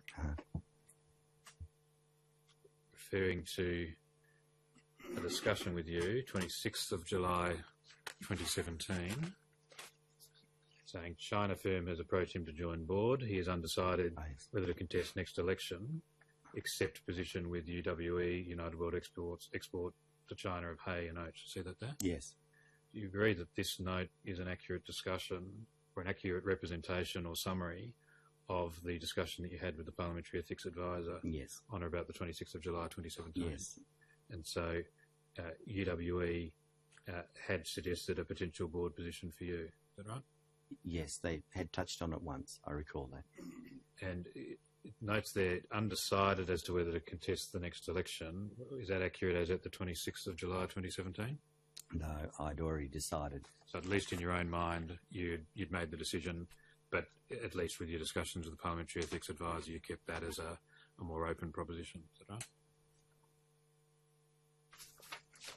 Sorry, can you repeat that? If you have a look at the note, it says he is undecided whether to contest the next election. See that there? Yes. Which is obviously a reference to you. You're saying you didn't tell the Parliamentary Ethics Advisor that you'd actually made a firm decision. You effectively said, well, this is one of the things that I'm considering. Yes. Is that a convenient time, Mr. Robertson? It is, thank you. Take a 15-minute adjournment.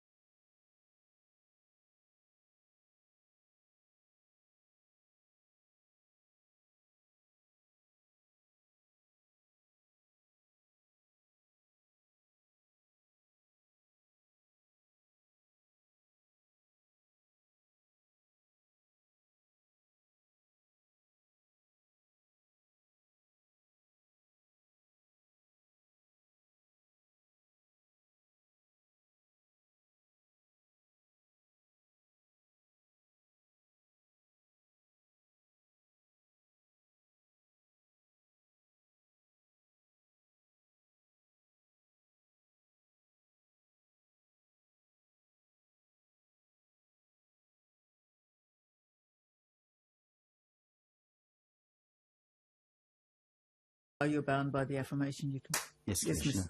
Yes, Mr. Rollison. Mr Maguire, 18th of April 2017, you say to Ms Waterhouse you want to catch up re the other matter. And do you recall whether you did catch up re the other matter being the Smart West matter? I'd suggest that we did at some point, yes. And was at least an aspect of catching up with Ms Waterhouse the intention to put her in touch with people who might be potential investors, either by way of purchase or by way of assisting in the development of the land? Yes, I'd agree. Something that, so far as you can recall, you sought to do fairly shortly after you asked Ms Waterhouse to catch up with her in relation to the other matter. Yes. Can we go please to page 14 of volume 16? I'm going to show you an appointment that was in your electronic diary for the 26th of April 2017.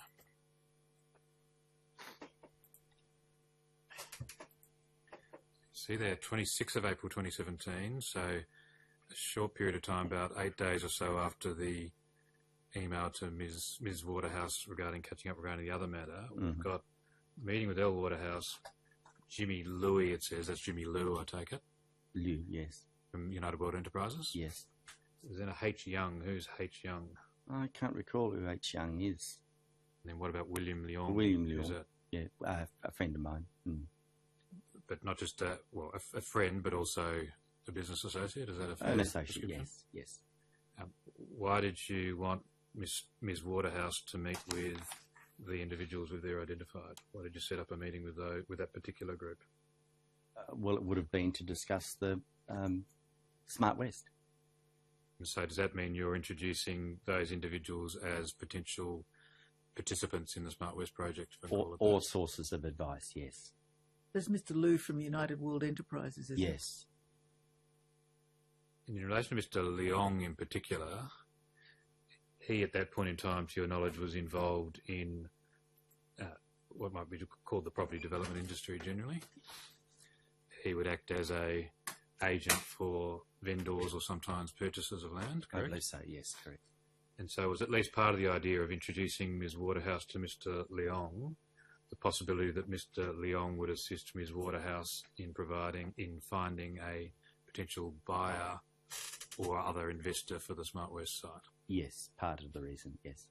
Part of the reason? Yes. What was the other part of the reason? He's very experienced in property development, etc., and I thought his skills would be advantageous to Ms Waterhouse. So he might be in a position to provide some advice in relation to what's a fairly major piece of land and a fairly major proposed project in the Badgerys Creek area, is that right?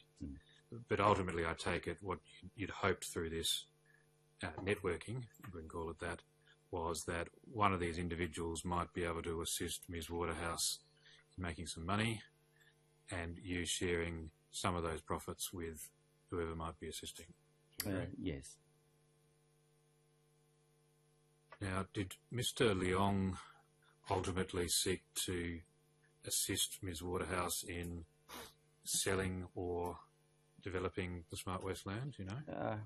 To the best of my recollection, he did some work, but I can't be clear what he did exactly. Or did he assist Ms Waterhouse in attempting to find a purchaser for that land? To the best of my recollection, yes. Did you assist in attempting to find a purchaser for that land? Yes, the best of my recollection, yes. Did you have an agreement or understanding with Mr Leong that in the event that a successful sale of the Smart West land was procured, that you would share in the commission to which Mr Leong would be entitled? I had no agreement. Did you at least have an understanding with him? I don't know that I even discussed an understanding with him. I don't Never recall any that understanding at all? No, I don't think we'd even gotten to a stage of having a discussion about that outcome. It was all hypothetical at the time. Or did it ever cease to become broadly hypothetical and get to a point at which you thought you would receive a substantial commission or other payment in connection with the Smart West site? Can you repeat that, please? Was there ever a point in time at which you thought you would receive a substantial commission or other payment arising from the sale of the Smart West land or some part of that land? At some point, it was suggested to me. Well, it was more I than think just by Mr. Leong. I think, if my recollection's right, not Miss Waterhouse. So is it right that at a particular point in time, and we'll try and be more precise at the time in due course, but at a particular point in time, at least as you understood it, you would receive a commission or other payment in relation to a proposed sale of what I'm calling the Smart West land?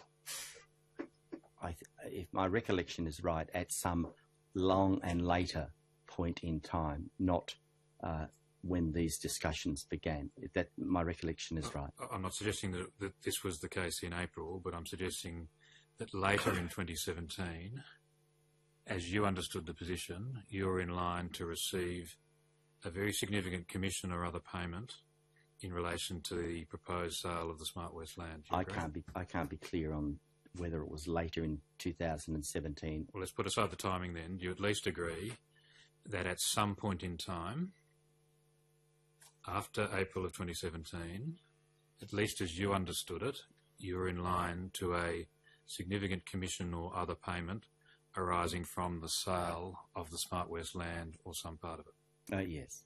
And that was a commission that Mr. Leong would pay to you, correct?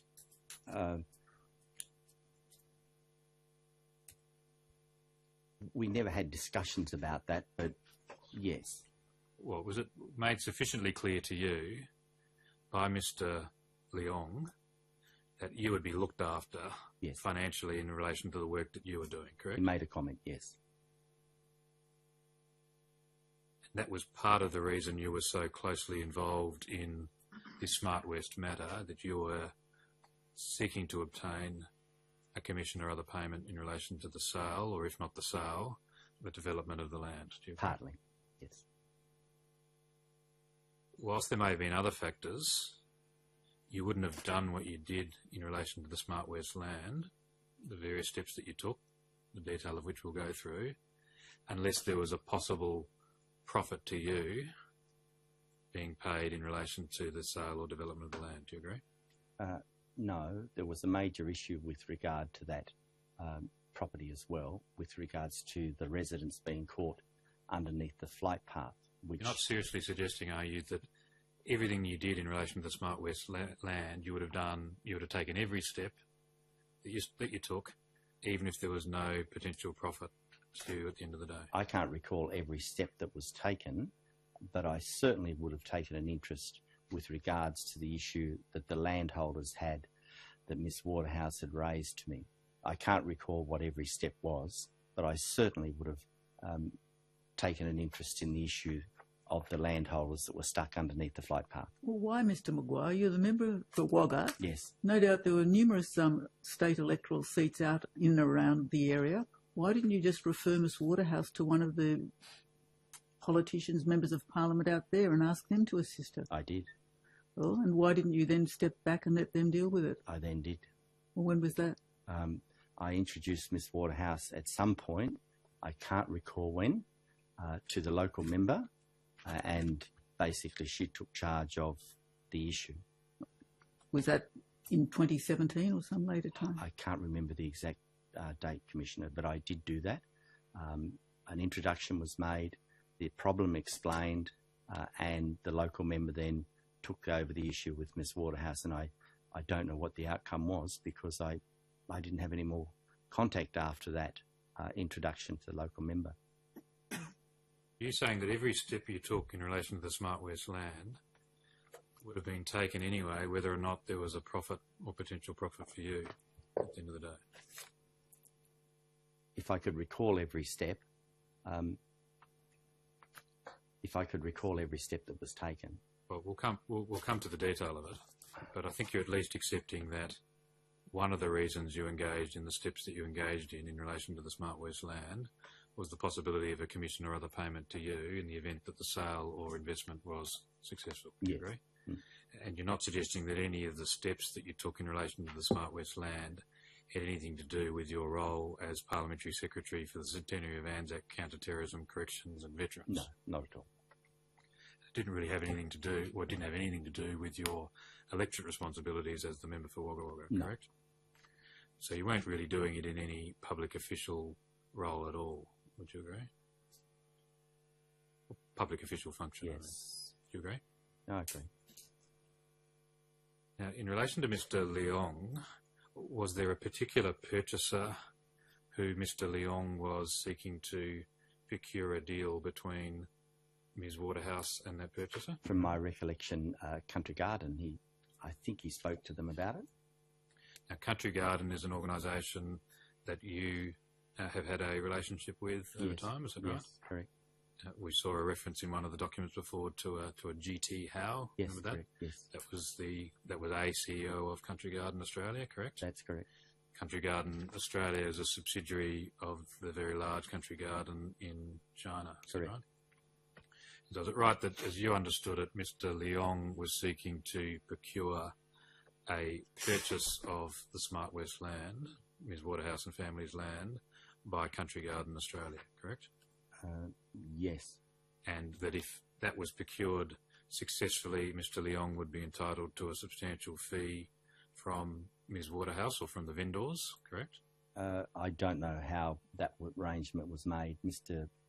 Leong didn't discuss that with me, to the best of my recollection. It was at least clear to you that Mr. Leong would receive a fee from someone in the event that the Yes, sale was put through, correct? yes, correct. And he'd share that fee with you, correct? Yes. Now, if we can go, in fact, before I do, can I tender the appointment 26 April 2017, referring to meeting with L. Waterhouse, Jimmy Liu, H. Young, and William Leong, Luong. It'll be Exhibit 362. Volume 16, Public Inquiry Brief. Can we go please to page 19 of Volume 16, please? So that diary note or diary meeting was 26th of April 2017. Now showing you another one the next day. So it says Dinner Country Garden on the top of the screen. Yes. And it says where, but presumably means who. William Leong, but with Leong spelled wrongly, Lyong. See that? Yes. Do you recall what that dinner was associated with? Did that have anything to do with the meeting that appears to have occurred the previous day with Ms. Waterhouse and others? I can't recall. I don't know. But you at least agree that there was some communications between you and Country Garden concerning the proposed purchase of the Smart West site to Country Garden? I can't recall who was at the dinner. It may have been just Mr. Leong and I can't recall the dinner. So while you can't recall that particular dinner, is it right, though, that you had at least some communications with representatives of Country Garden in relation to the proposed sale of the Smart West site to Country Garden? I can't recall that I did. Well, you're in fairly regular contact with Mr. Tim Lakos around this time, is that right? Yes, we would get together and have a drink and a chat. Yes, correct. He was the investment manager, I think, or Yes. some similar title within Country Garden, Yes, correct? that's right. And do you agree that you at least had a few communications with Mr. Lakos regarding this proposed sale and purchase of land? I can't remember the communications, but I can confirm that we would meet occasionally socially for a drink and a chat. I can confirm that, but I can't recall exactly the specifics of what was spoken about. But you're not saying that this particular sale was not a subject of conversation with Mr. Lakos, are you? I don't know. I don't. I thought that Mr. Leong was managing that, and I had very little to do with any detail with regard to that. Was it right to say that Mr. Leong was the main point person, for want of a better word, with Country Garden? Is that right? Yes, I'm not familiar with whatever details were discussed, or that I even discussed it with Tim. I couldn't be clear. Well, you at least discussed it with Mr. Leong, correct? It's briefly. Mr. Leong basically took charge and did his own thing. But he kept you up to date as to what was going on in relation to that proposed sale. Do you agree? I can't be clear that he kept me up to date on that. I can't really be clear about that.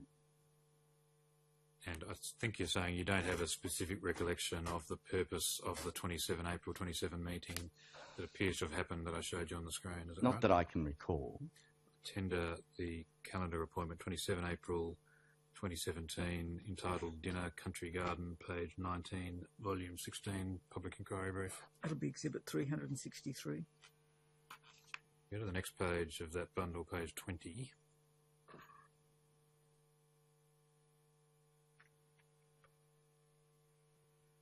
That dinner appointment said 6 p.m. to 6:30 p.m. Mm-hmm. Now it says 6:33 p.m. Hi Louise, can you please call me? Did you see that there? Yes, I see that.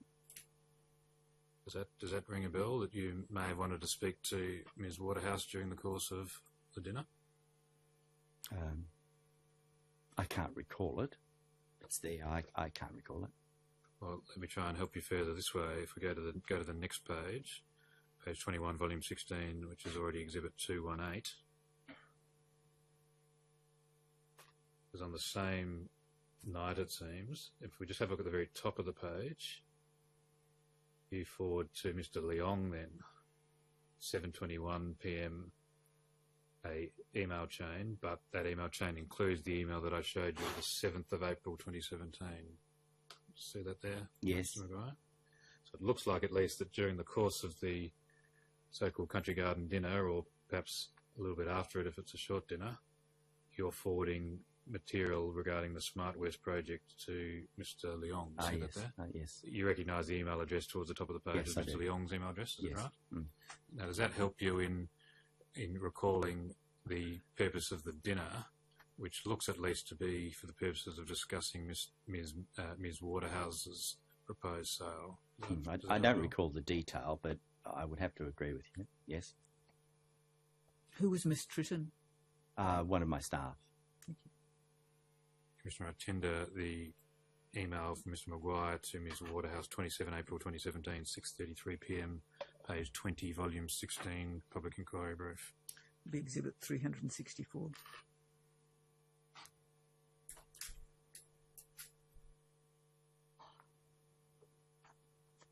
Can we then go to page 26 of the same bundle, volume 16, exhibit 257, Volume 19. volume We've volume been 16? Oh, I thought we were in volume 19. If I said that, I misspoke. The last document's been in volume 16. So what page is this at volume 16? Volume 16, page 26, exhibit 257. Thank you.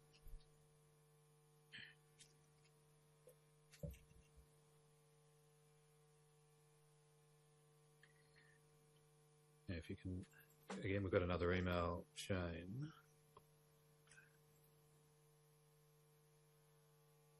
And draw your attention towards the middle. There's a 12 May 2017 email from you to Ms. Waterhouse. G'day Louise, welcome home. We're having lunch with Samoa and PNG Wednesday at 12:30. You're very welcome to join us and chat to Mr. Lee about the opportunities for Fiji. Do you see that there? Yes. That was a reference to one of the Shenzhen group meetings that you and I discussed yesterday, is that right? Yes, that's And I correct. think Ms. Waterhouse may have actually come along to that particular lunch. Yes. Remember we spoke about that yesterday. Yes.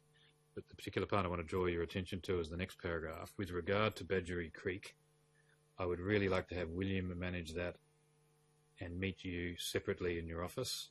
He has been in contact with the relevant people who have shown a serious interest and they have plenty of funds. Yes. You see that there? Yes.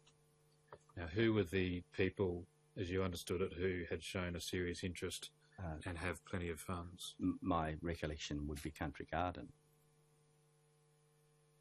And so you act, as it were, as a introducer between Ms. Waterhouse, who you meet through your role as the chair of the Asia Pacific Friendship Group, and Mr. Leong, who you had already known. Is that right? Yes.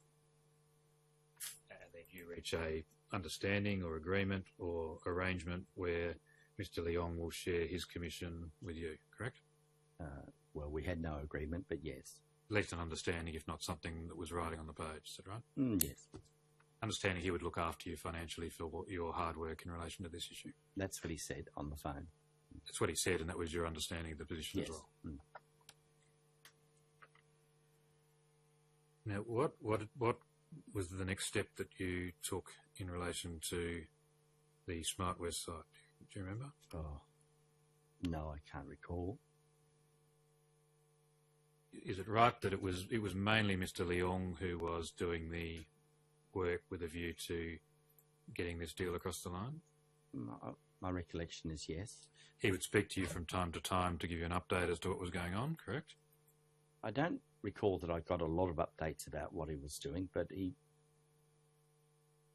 certainly did brief me at some point, but I can't recall the details. He at least told you as to potential problems or impediments in relation to the proposed sale, is that right? I can't be clear about that. In relation to Country Garden, that was an organisation that you had some relationship with over time, is that right? Yes, that's correct. And you sought to get them involved in a number of projects, including the Smart West project, is that right? I don't know whether it was me or Mr. Leong that actually sought to get Country Garden involved, but there were a number of projects that were suggested at Country Garden, if my recollection is right. Did you provide any assistance to Country Garden in obtaining relationships or trying to build relationships with any public officials?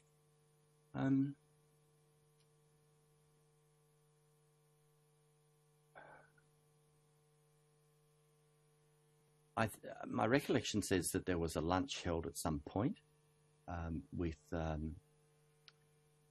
new managing director of Country Garden at their request. When you say the new individual, you're referring to GT? GT, right? yes, when he took control after the former general manager. They requested they have a lunch and a drop-by, and I can't remember the details, but that sort of comes to mind. And that was a lunch or a other meeting with who in attendance? GT, Tim, myself. I can't recall if there was a fourth person. It was just a casual, meet and greet, from my recollection. Do you recall ever introducing Country Garden or anyone within Country Garden to any other public officials? I think that lunch was part of just a drop-in meet and greet. I can't recall who we met. Can I help you this way? Can I have on the screen the ministerial diary document?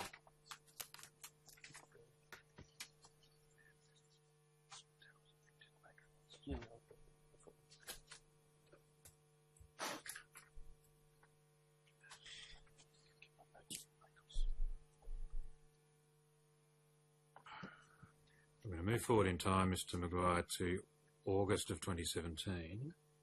Now, this is a disclosure summary document from the Minister for Planning at that point in time. Mm-hmm. You've seen disclosure summaries like this before, I take it, Mr. Maguire? Yes. You know there was a policy within government at the time that you were a parliamentary secretary of making public disclosures of scheduled meetings that ministers are engaged in, is that right? Well, ministers make those public disclosures. That's right. Just ministers. Just I'm not suggesting ministers. parliamentary secretaries do, No. but you understood that ministers Yes. have disclosures in relation to scheduled meetings, correct? Not bump-ins, for example. Correct. Not fundraising functions, for example. Correct. And not other general functions if one goes to a school and a electorate or something like that. This is official. Mm. But this is official, and if you just have a look at the notes, see number 1, for example, scheduled meetings including telephone conference or telephone call held by the Minister with external persons who seek to influence government policy or decisions. Do you see that there? Yes. If we just go, if you just have a look at the 9th of August, you see that the organisation / individual is Country Garden Australia and then Daryl Maguire MP. Do you see that there? I see that. And then it says introductory meeting. See Yes, that there? that's right. So do we take it that you organised the meeting with the Minister for Planning to meet people from Country Garden? Yes, I did. And why did you do that? GT was new to the role. I recall that Tim, I think it was Tim, wanted to make the introduction. It was a general meet and greet. Nothing specific was spoken about, but Country Garden were wanting to make an impression. They had a plan to develop and to expand in Australia, and they wanted to pay their respects to the minister. Did you ever have in mind in 2017 or at any other time potentially acting as a consultant or having some other formal relationship with Country Garden Australia, either during or perhaps post your parliamentary career? It was touched on at some point. I can't recall when. And was that a factor that you took into account in doing things like setting up the meeting that we could see on the screen? Yes.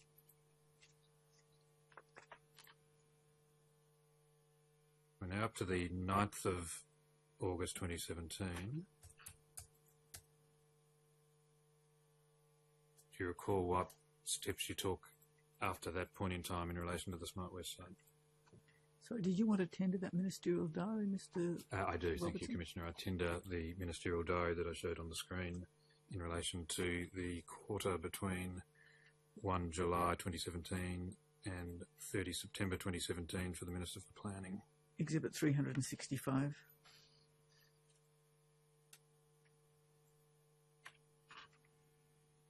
Can we play, please?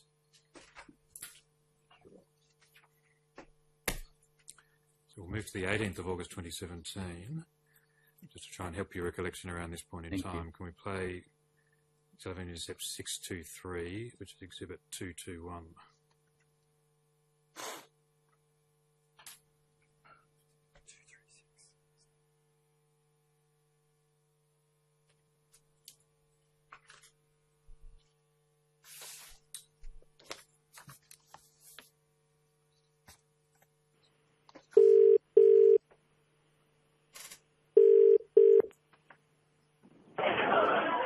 Hello.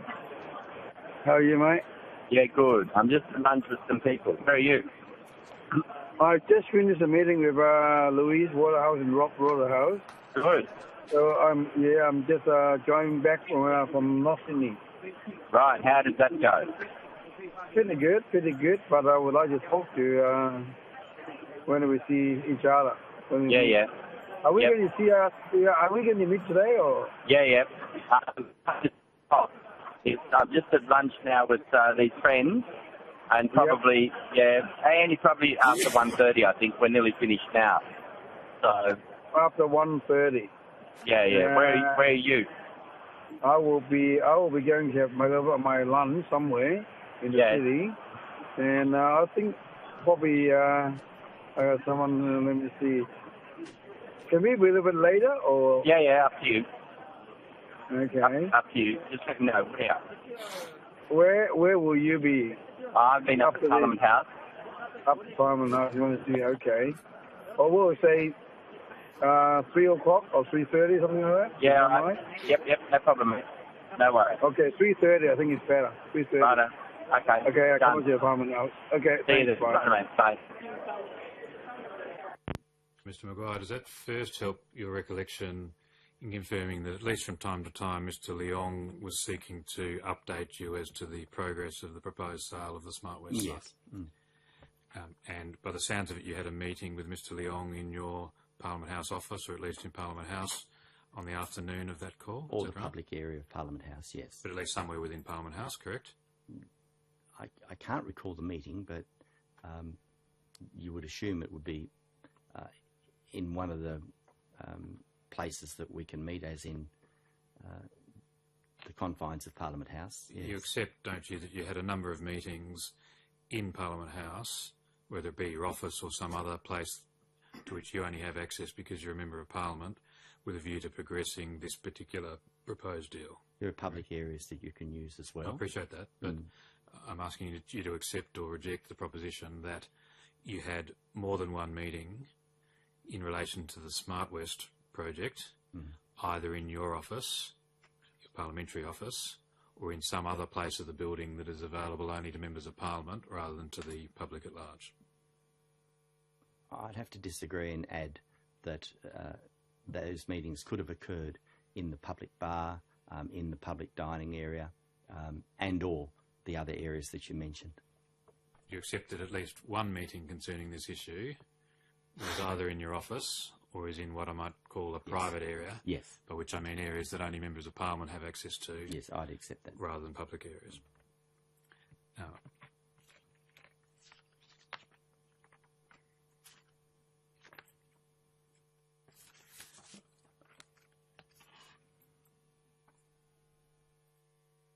we'll move to the 5th of September 2017. And can I just ask what your role was in relation to this proposed transaction? So Mr. Leong is obviously keeping you up to date from time to time, but what steps, if any, are you taking? In other words, what do you get? You've done the introduction, but what else are you doing that might earn you the fee that you and I have discussed? That I had a specific role. Your recollection is that William had interacted with Ms. Waterhouse and they had their agreement in place on a direction they were taking. It's my recollection. You're at least a door opener in relation to public officials, is that right? Yes. So to the extent that there were issues associated with planning or roads or anything like that, that was your role within this transaction to try and grease the wheels, so to speak? I didn't have a formalised role, but... No, I'm not suggesting it was formalised, but at least in practice, at least in the real world, you perform that role. It was possible, yes. Well, not just it was possible, that's what you did. Do you agree? Yes. And can we just have a look at an example? Page 86, volume 16.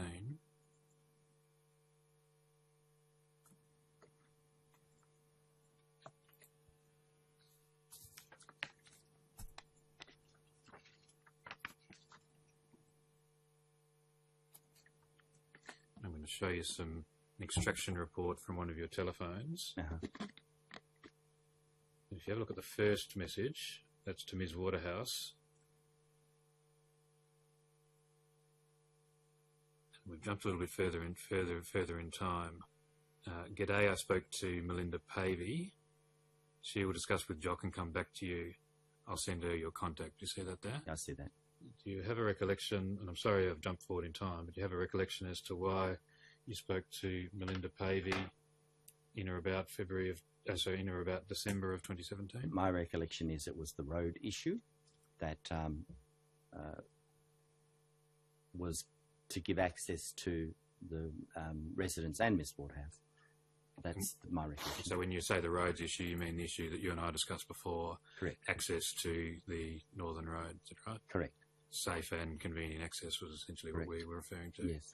And to procure that, it may have been necessary to move the planned location of one of the intersections, is that right? There was an argument about that, yes. And you provided assistance to Ms. Waterhouse with a view to, as it were, lobbying in relation to that issue. Do you agree? I provided assistance, correct.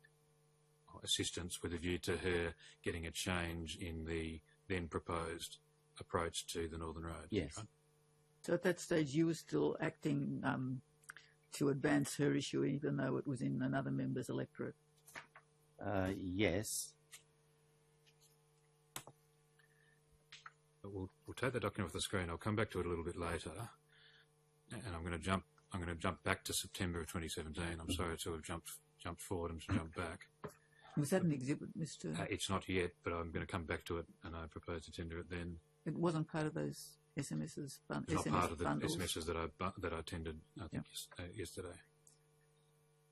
Would you agree that, at least as at September of 2017, you had a understanding with Mr. Leong that you would receive a significant payment, call it a commission or other fee, but a significant payment in the event that the then proposed sale of the Smart West land was successful? I had no idea of what the significance of the payment was, but I would agree that he informed me, yes. Well, I suggest to you did have an idea as to the extent of the payment, at least at some point during the course of September 2017, and that you knew that the payment would be in the hundreds of thousands of dollars, if not more. Perhaps, yes. In fact, you thought that there was a real prospect that in the event that the sale was successful, you'd be able to pay off all your debts, correct? Yes, I had considered that, yes. Would you, or not just you'd considered that, that's what you understood the position would be? That in one sale, if it came off, you would potentially be able to pay off all of your debts, do you agree? Yes, yes. And at that point in time, your debts were something like 1.5 million, 1.6 million, something like that. That's correct. Mm.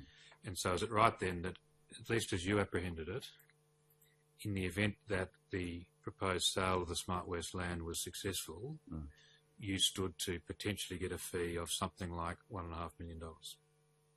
Up to, yes. Yes. You say up to because it might be affected by the total sale price, correct? Idea. I had no idea. But well, no, you didn't have no idea. You had an idea that you might be able to pay off all your debts through the sale. Do you agree? Yes. And so you at least contemplated the possibility of a successful transaction resulting in a payment to you of something like $1.5 million. Do you agree? Yes. And that was through the understanding that you had with Mr. Leong. Is that right? Yes. I'm just going to play you a recording to put some context around those questions. 1344, Exhibit 224. This is the 5th of September 2017, 8:41 p.m.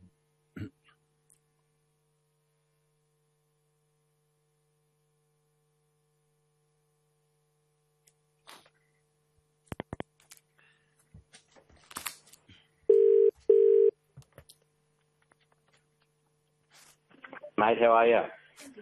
Not bad, not bad. Sorry, we missed each other. I was busy having a lot of meetings this afternoon. How you going? Pretty good. We're getting a very good price for Waterhouse. Yep. And I proposed a very good price. I don't know whether Judy will agree to it or not. And I think if we get that, they will be quite happy. The deal will be okay. So I was there, actually. I was with the Waterhouse the last 2 days. Good. Did she finally turn around and agree to signing it over? What do you the mean? title. Over? Yeah, the title. The title. Yeah. No.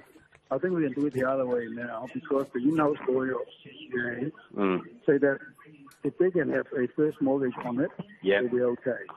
Right. So because they don't want you, they scared, their lawyer was saying that if the title was transferred, but then for whatever reason, Hunting Garden not going to go any further, so we'll stop buying it after the first payment, they will lose their CGA, what that means, capital gain tax status. Yep. Because a lot of their land was bought 50 years ago before the capital gain tax. Yep. So I can understand the concern, so that now convince Tim, I had a meeting with Tim just a little bit earlier. Good. And Tim rang up their internal lawyer. They agreed to do that.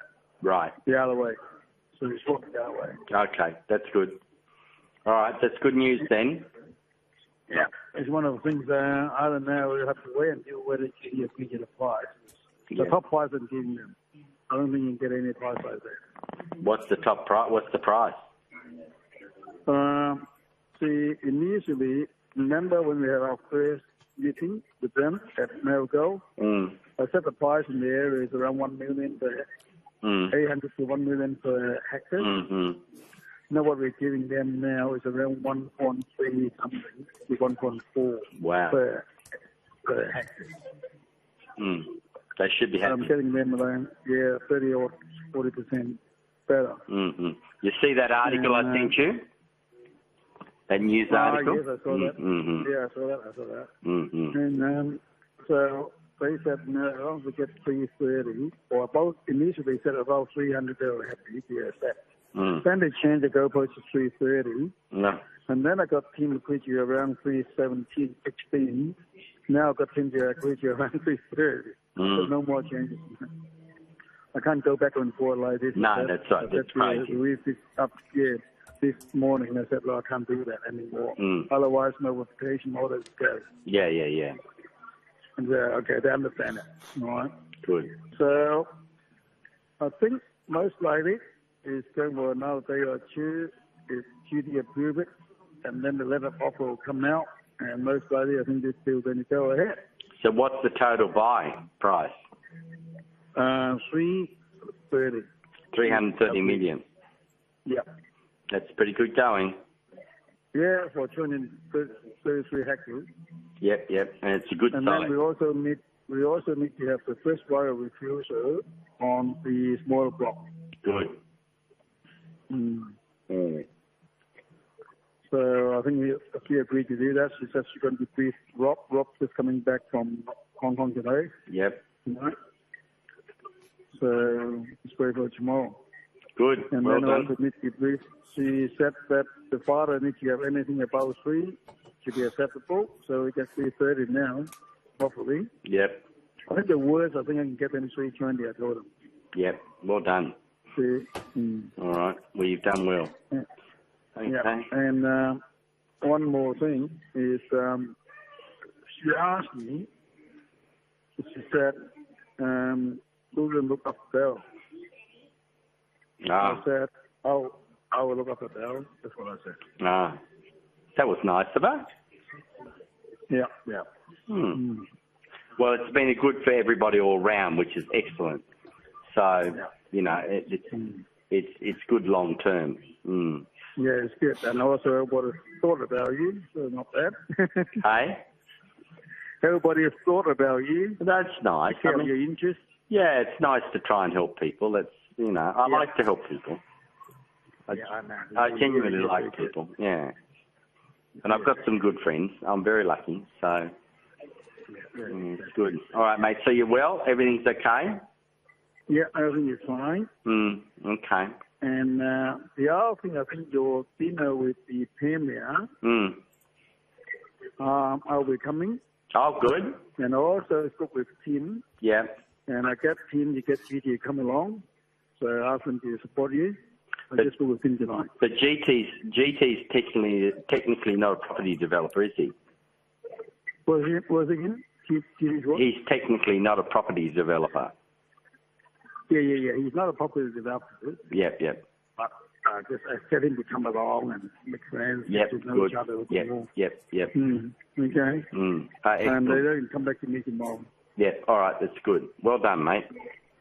Okay. All right, pal. Well, when that's all over, you better come up for a weekend and spend some time on the farm. Yep. Well. When it's now we have a very tight time frame. We need to get the contract exchange on the 28th of November. Yep. I give Tim that is a deadline. Yep. So hopefully we'll have a good Christmas. Good. That's excellent. Okay. Yep, that's what it's all about, pal. Yep. All right. Well done. I'll talk to you tomorrow or the next day. Good on you. Yep. See you, William. Bye. So, Mr. Maguire, would you agree that following this telephone call, as you understood it, there was a good prospect of the sale of Smart West land taking place?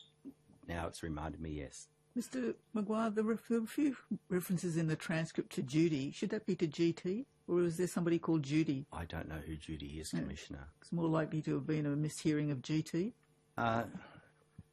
Maybe, or it could be someone that he's, I don't know, it could be a pronunciation or a mistranscribe on the... Yeah, that's what I'm suggesting. Yes, it could be. You don't recall anybody called Judy being involved in it? No, Commissioner. Sorry, Mr. Robertson. And one aspect of what you understood from this call was that a good price, one that you described as good going, may well be the price for the proposed sale. Was that right? Yes, that's correct. It was also clear to you from this call that in the event that the sale was successful, you would be looked after financially. Yes, that's the call I referred to. And is it right that, although it wasn't said in terms in this call, your understanding would be that you would be looked after so well that you'd be in a position to pay off your debts? Yes. There was a reference towards the end of the call to what was described by Mr. Leong as your dinner with the Premier. Yes. Was that a reference to the fundraising dinner that you and I discussed a little bit earlier today? I would think so. Does that assist your recollection that Mr. Leong actually attended the function? I think you may have said before that you thought Mr. Leong did not attend the function. I don't recall that he did, nor GT. I don't recall that they actually attended. Is it possible that you're wrong about that and Mr. Leong, in fact, attended? Oh, I could be, but I can't be clear. And you asked GT is technically not a property developer, is he? Remember that? Well, I think there was some concern over who could attend and who couldn't. Is that because you were concerned that there was prohibitions on donations being made on a state level to people who are technically a property developer? Correct. And you were concerned to ensure that you didn't come a cropper in relation to that particular issue? Yes, there was some concern about that. Mm. So following this call, you've got some understanding that maybe you'll be able to pay off your debts. Do you remember whether you shared that news with anyone some prompt period of time after this call of 8:41 p.m? Oh, I can't recall. I'll play you this recording. Intercept 1355, an excerpt, exhibit 324.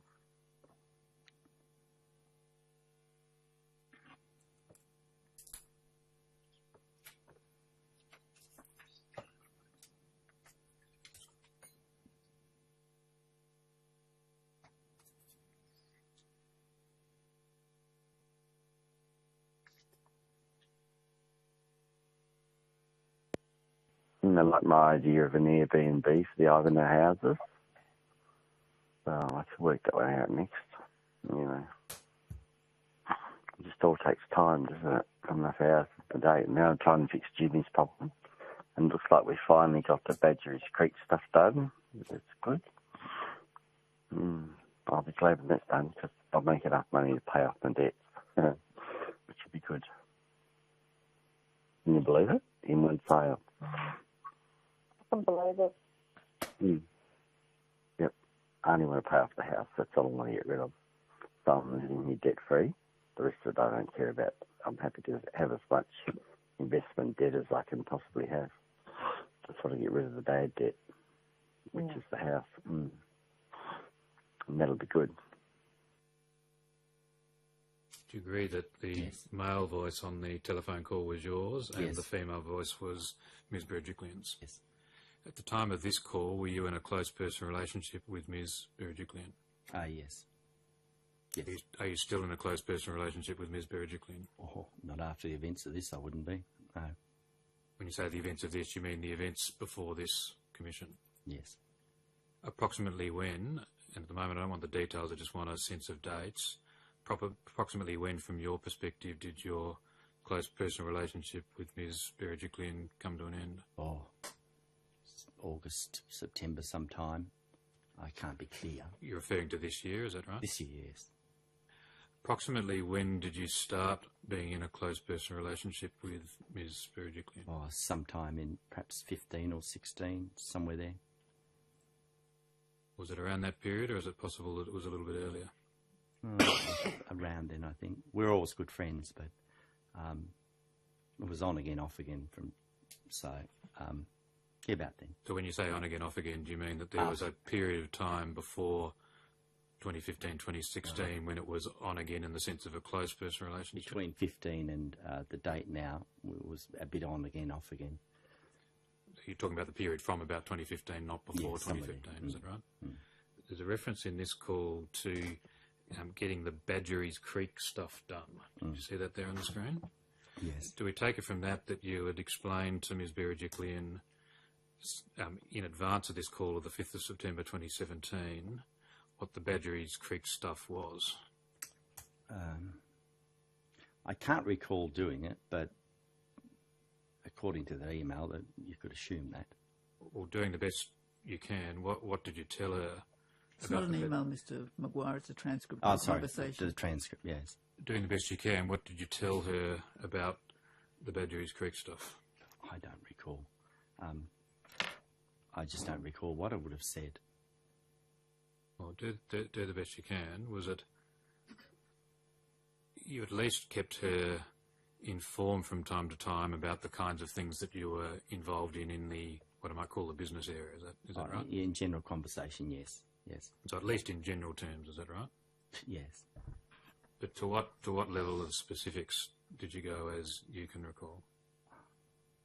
I don't know that I ever went into specifics. It was just broad discussion stuff. Or at least referred, didn't you, to a number of people that you were engaged with in relation to business deals or including property development? I may have from time to time, but I can't recall specifically the... Did you introduce her to Mr. Leong, for example? I don't know. I don't recall. Did you tell her who Mr. Leong was? I don't recall ever introducing him. What about Jimmy? There was a reference there to Jimmy. Now I'm trying to fix Jimmy's problem. We'll come back to the detail of that. But you... I don't know that she ever met Jimmy Liu in person. I don't know that I could guarantee that. I couldn't tell you. But what I don't think you answered Mr. Robertson's previous question, Mr. Maguire, about did you at least tell Ms. Berejiklian who Mr. Luong was, even if they didn't meet? I don't recall that I did, Commissioner. I don't recall that I did. It's vague. And what about Jimmy? There was a reference there to Jimmy. I may have indicated who Jimmy was. I can't be clear. I'm sorry. Really, what I'm trying to understand, at least in this call, there's a reference to Jimmy and a reference to Badgerys Creek stuff. And she doesn't respond by saying, I don't know what you're talking about, or who's Jimmy, or what is the Badgerys Creek stuff. Do you agree that there was at least some communications in advance of the call that I've just identified that raised the Badgerys Creek stuff? Yes. And can you assist in what you explained in advance of the 5th of September call that I've shown you as to what was the Badgerys Creek stuff? I mean, surely at least to the point of saying Ms. Waterhouse or interests associated with her are interested in selling the property. Surely you communicated that. I can't recall what I communicated with regards to Badgerys Creek. Well, you at least communicated something. Do you agree with that? I would agree with that, but I can't recall what specifics, or it might have been a broad discussion. I can't recall. Presumably you at least told her that Ms. Waterhouse had some relevance to what you describe as the Badgerys Creek stuff. Perhaps, yes. Well, perhaps or yes. I'm not sure. I'm just not sure. Or you accept, don't you, that you had at least some discussions regarding Jimmy and regarding Badgerys Creek stuff. Do you agree with that? Yes. And then one of the things you say is, I'll be glad when that's done because I'll make enough money to pay off my debts. Can you remember hearing that? Yes. In advance of the call on the 5th of September 2017, did you tell Ms. Berejiklian, at least in general terms, what your debts were? I believe so. And so are you saying that you informed her that your debts were something like the $1.5 million figure that I identified? I think in a general before. discussion, I may have raised it seeking some guidance about, reassurance about, what I was doing. That's my recollection, is I would have raised it to her. I only have a few friends that you can raise these things with, and I would have run it past her perhaps to get some, get a view. And when you say run it past her, you mean run what past her? Just what I was thinking in terms of, doing with property or trying to solve some issues. So a general discussion of the kind of problems that you're attempting to fix. Is that a fair summary? General problems I was having in life, yes. And were these also about dealing with issues in relation to your future? Sorry? Were these discussions also in relation to your future? Clearing your debts, for example, would be important in relation to your future. Commissioner, yes, that had a bearing. So she was one of those people you could discuss your future with? Yes. And not just your future personally, but a potential future for both of you going forward. Is that right? Yes, in a relationship. Yes, that's right. And is it right that one of the things that you were considering, and to your understanding she was considering, was whether to make your relationship more publicly known? Yes. Which would only be done, is this right, in the event that you retired from Parliament from the 2019 election? Yes, my recollection is that's correct. Yes, that's my recollection. Now, at this point in time, September of 2017, had you already decided, at least in your own mind, to retire at the next election? Or was that still a potentially open question? I think I'd made up my mind. I hadn't told anyone. I may have spoken about it with Miss Berejiklian, but I can't be sure that I was 150%. But my feeling was that I wanted to go. And I thought you said this morning that you'd made up your mind no, by I did. July. Yes, you reminded me. Thank you. I did make up my mind in July. Sorry. Yes, I was firm. I was wanting to go.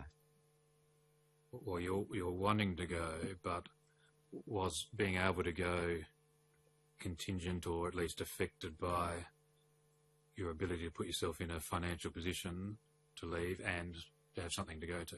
No. Now that you've reminded me of what I've said, I wanted to go and I was going regardless in my mind. I didn't tell anyone that was the case, but in my mind I wanted to get out. I just needed to get out.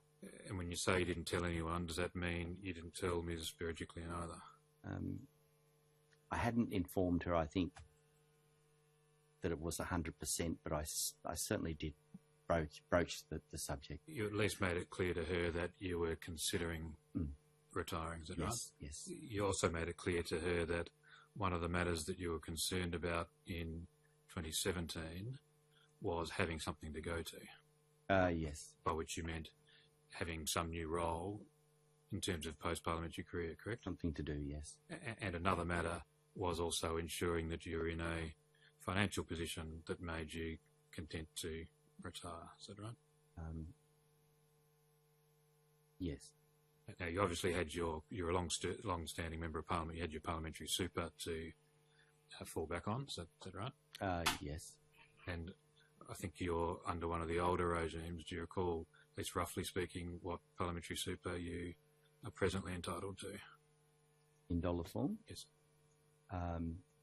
Less than was the pension because there was a settlement made. A lump sum settlement. Yes. I think the figure is around $80,000. $80,000 a year? Yes. But is that because you took a part of your pension in a lump sum? There was a settlement, Commissioner. With whoever supervises the parliamentary pensions? No, there was a settlement, or with property your settlement. Private yes. affairs? Yes. Okay. So your previous partner receives part of your parliamentary pension? Correct. And that was a factor that was relevant to some of the financial matters you and I have discussed so far, in that resulted in you being in a somewhat worse financial position than you might otherwise be, correct? Correct. And so part of what was informing you about this at this point in time is to attempt to bring some money in to improve your overall financial position. Is that right? And opportunity post-Parliament, yes. Yeah, I'm suggesting there's two real factors here. Yes. One, you want to put yourself in the best possible financial position to retire from Parliament, correct? Yes, correct. But you also want something to go to. You want a board position or a consultancy or something like that to be involved in after your retirement from Parliament. I certainly explored that. 2019. That's something you explored, and as we saw, it looked at least like you got fairly close in relation to United World Enterprises, at least close enough to speak to the Parliamentary Ethics Advisor about that. Yes. And am I right, Mr Maguire, that $80,000 is clear of tax? Yes, Commissioner. Once you reach a certain age, yes, that's correct. Commissioner, I wish to explore some of the matters that I've just addressed with the witness. But can I make this submission regarding that? My application is for the Commission to convene a private session of the public inquiry pursuant to subsection 9 of Section 31 of the Independent Commission Against Corruption Act. There's a difficult matter of balance that the Commission must undertake in relation to this public inquiry, in my respectful submission. Regretfully, it's been necessary for this inquiry to trespass on matters that ordinarily would be entirely private But as part of this Commission's responsibility of investigating not just alleged corrupt conduct, but conduct that is connected with alleged corrupt conduct, it was necessary in my judgment, and as I apprehended in the Commission's judgment generally, to trespass at least in part on matters that would ordinarily be private. To take an example, the telephone intercept call that I played, Exhibit 324, couldn't properly be understood without having some understanding of the nature of the relationship between Mr Maguire and Ms Berejiklian. That having been said, in my respectful submission, this Commission should not conduct something in the nature of a public trial as to the nature and extent of the relationship between these two individuals. The nature and extent of the relationship between the individuals is relevant to the Commission's exercise in that to assess the evidence that's presently before the Commission and such further evidence that might be before the Commission, that's a factor that affects the proper assessment of that material in my submission. However, given that it trespasses on matters of considerable personal privacy, in my respectful submission, the public interest in dealing with matters in public that are recognised by Section 31, in the case of the particular matters that I now want to put to Mr Maguire, is outweighed, and indeed, in my respectful submission, significantly outweighed by the public interest in ensuring the privacy of Mr Maguire and Ms Berejiklian in relation to a subject matter that I consider myself bound to ask about, but which trespasses on matters of privacy of the kind that I've now identified. So my application is for the Commission to proceed in a private session pursuant to Section 31, subsection 9. Yeah. That should exclude everyone other than counsel assisting Commission officers, those who appear for Mr Maguire and those who appear for Ms Berejiklian, but shouldn't otherwise be in the public domain, in my respectful submission. Yes, very well. Thank you, Mr Robertson. Having regard to the matters Mr Robertson has just identified, I'm satisfied that it's in the public interest to hold a part of the public inquiry in Operation Keppel in private, pursuant to Section 31, subsection 9 of the Independent Commission Against Corruption Act, concerning the evidence now to be given by Mr Maguire. Accordingly, I direct that the evidence given by him in private, or the contents of any document or a description of any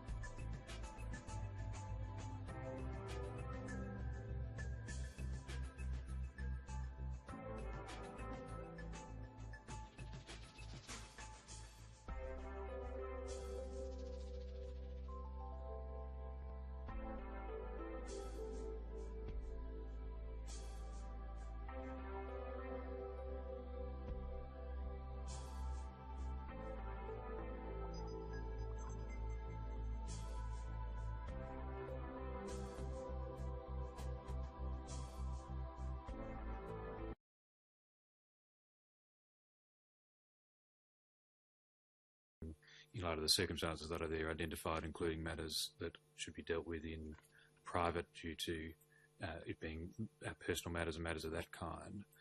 I completed my examination in private in relation to those particular matters by the time of the luncheon adjournment. An issue then arose immediately after the luncheon adjournment, which was unrelated to the particular matter that I addressed in the private hearing that occurred immediately before lunch. In the face of that, in light of that issue arising, in my submission, the Commission should adjourn the public inquiry until 10 a.m. tomorrow. We're now at about 20 minutes to 4 p.m. In my submission, that's the appropriate course to take. But I did want to make clear that the issue that has caused a number of hours of delay from after the luncheon adjournment was not the issue that I was addressing when I immediately made submissions to proceed in private hearing. There was another matter, a separate issue that I wished to address with the witness in private hearing unrelated to the first of the matters. An issue has then arisen in connection with that matter, which has then caused me to make the application that I'm now making, which is to adjourn the hearing until 10 a.m. tomorrow. Yes. Was there anything you wished to tender before? There was. Can I deal with one other matter? During the course of the Commission's investigation, it has obtained evidence from a number of individuals, including by way of records of interview, each of which have been recorded and formed part of transcripts. The view that I've taken is that these individual witnesses need not be called in the public inquiry because their evidence is not of sufficient relevance to the public inquiry in order to be called in that fashion. What I propose to do is to tender a bundle of those records of interview. In the event that anyone considers that they or their clients are disadvantaged by me proceeding in that fashion, instead consider that I should call one of those witnesses for the purpose of cross-examination or for any other reason, they should draw it to my attention. But as presently advised, I don't intend to call any of those witnesses the subject of that record of interview bundle. Very well. So with that explanation given, I tender the bundle that I'll describe as the record of interview bundle. Very well. That bundle will be Exhibit 366. Please, Commission. And otherwise, I adjourn the public hearing until 10 a.m. tomorrow morning. Please, Commission.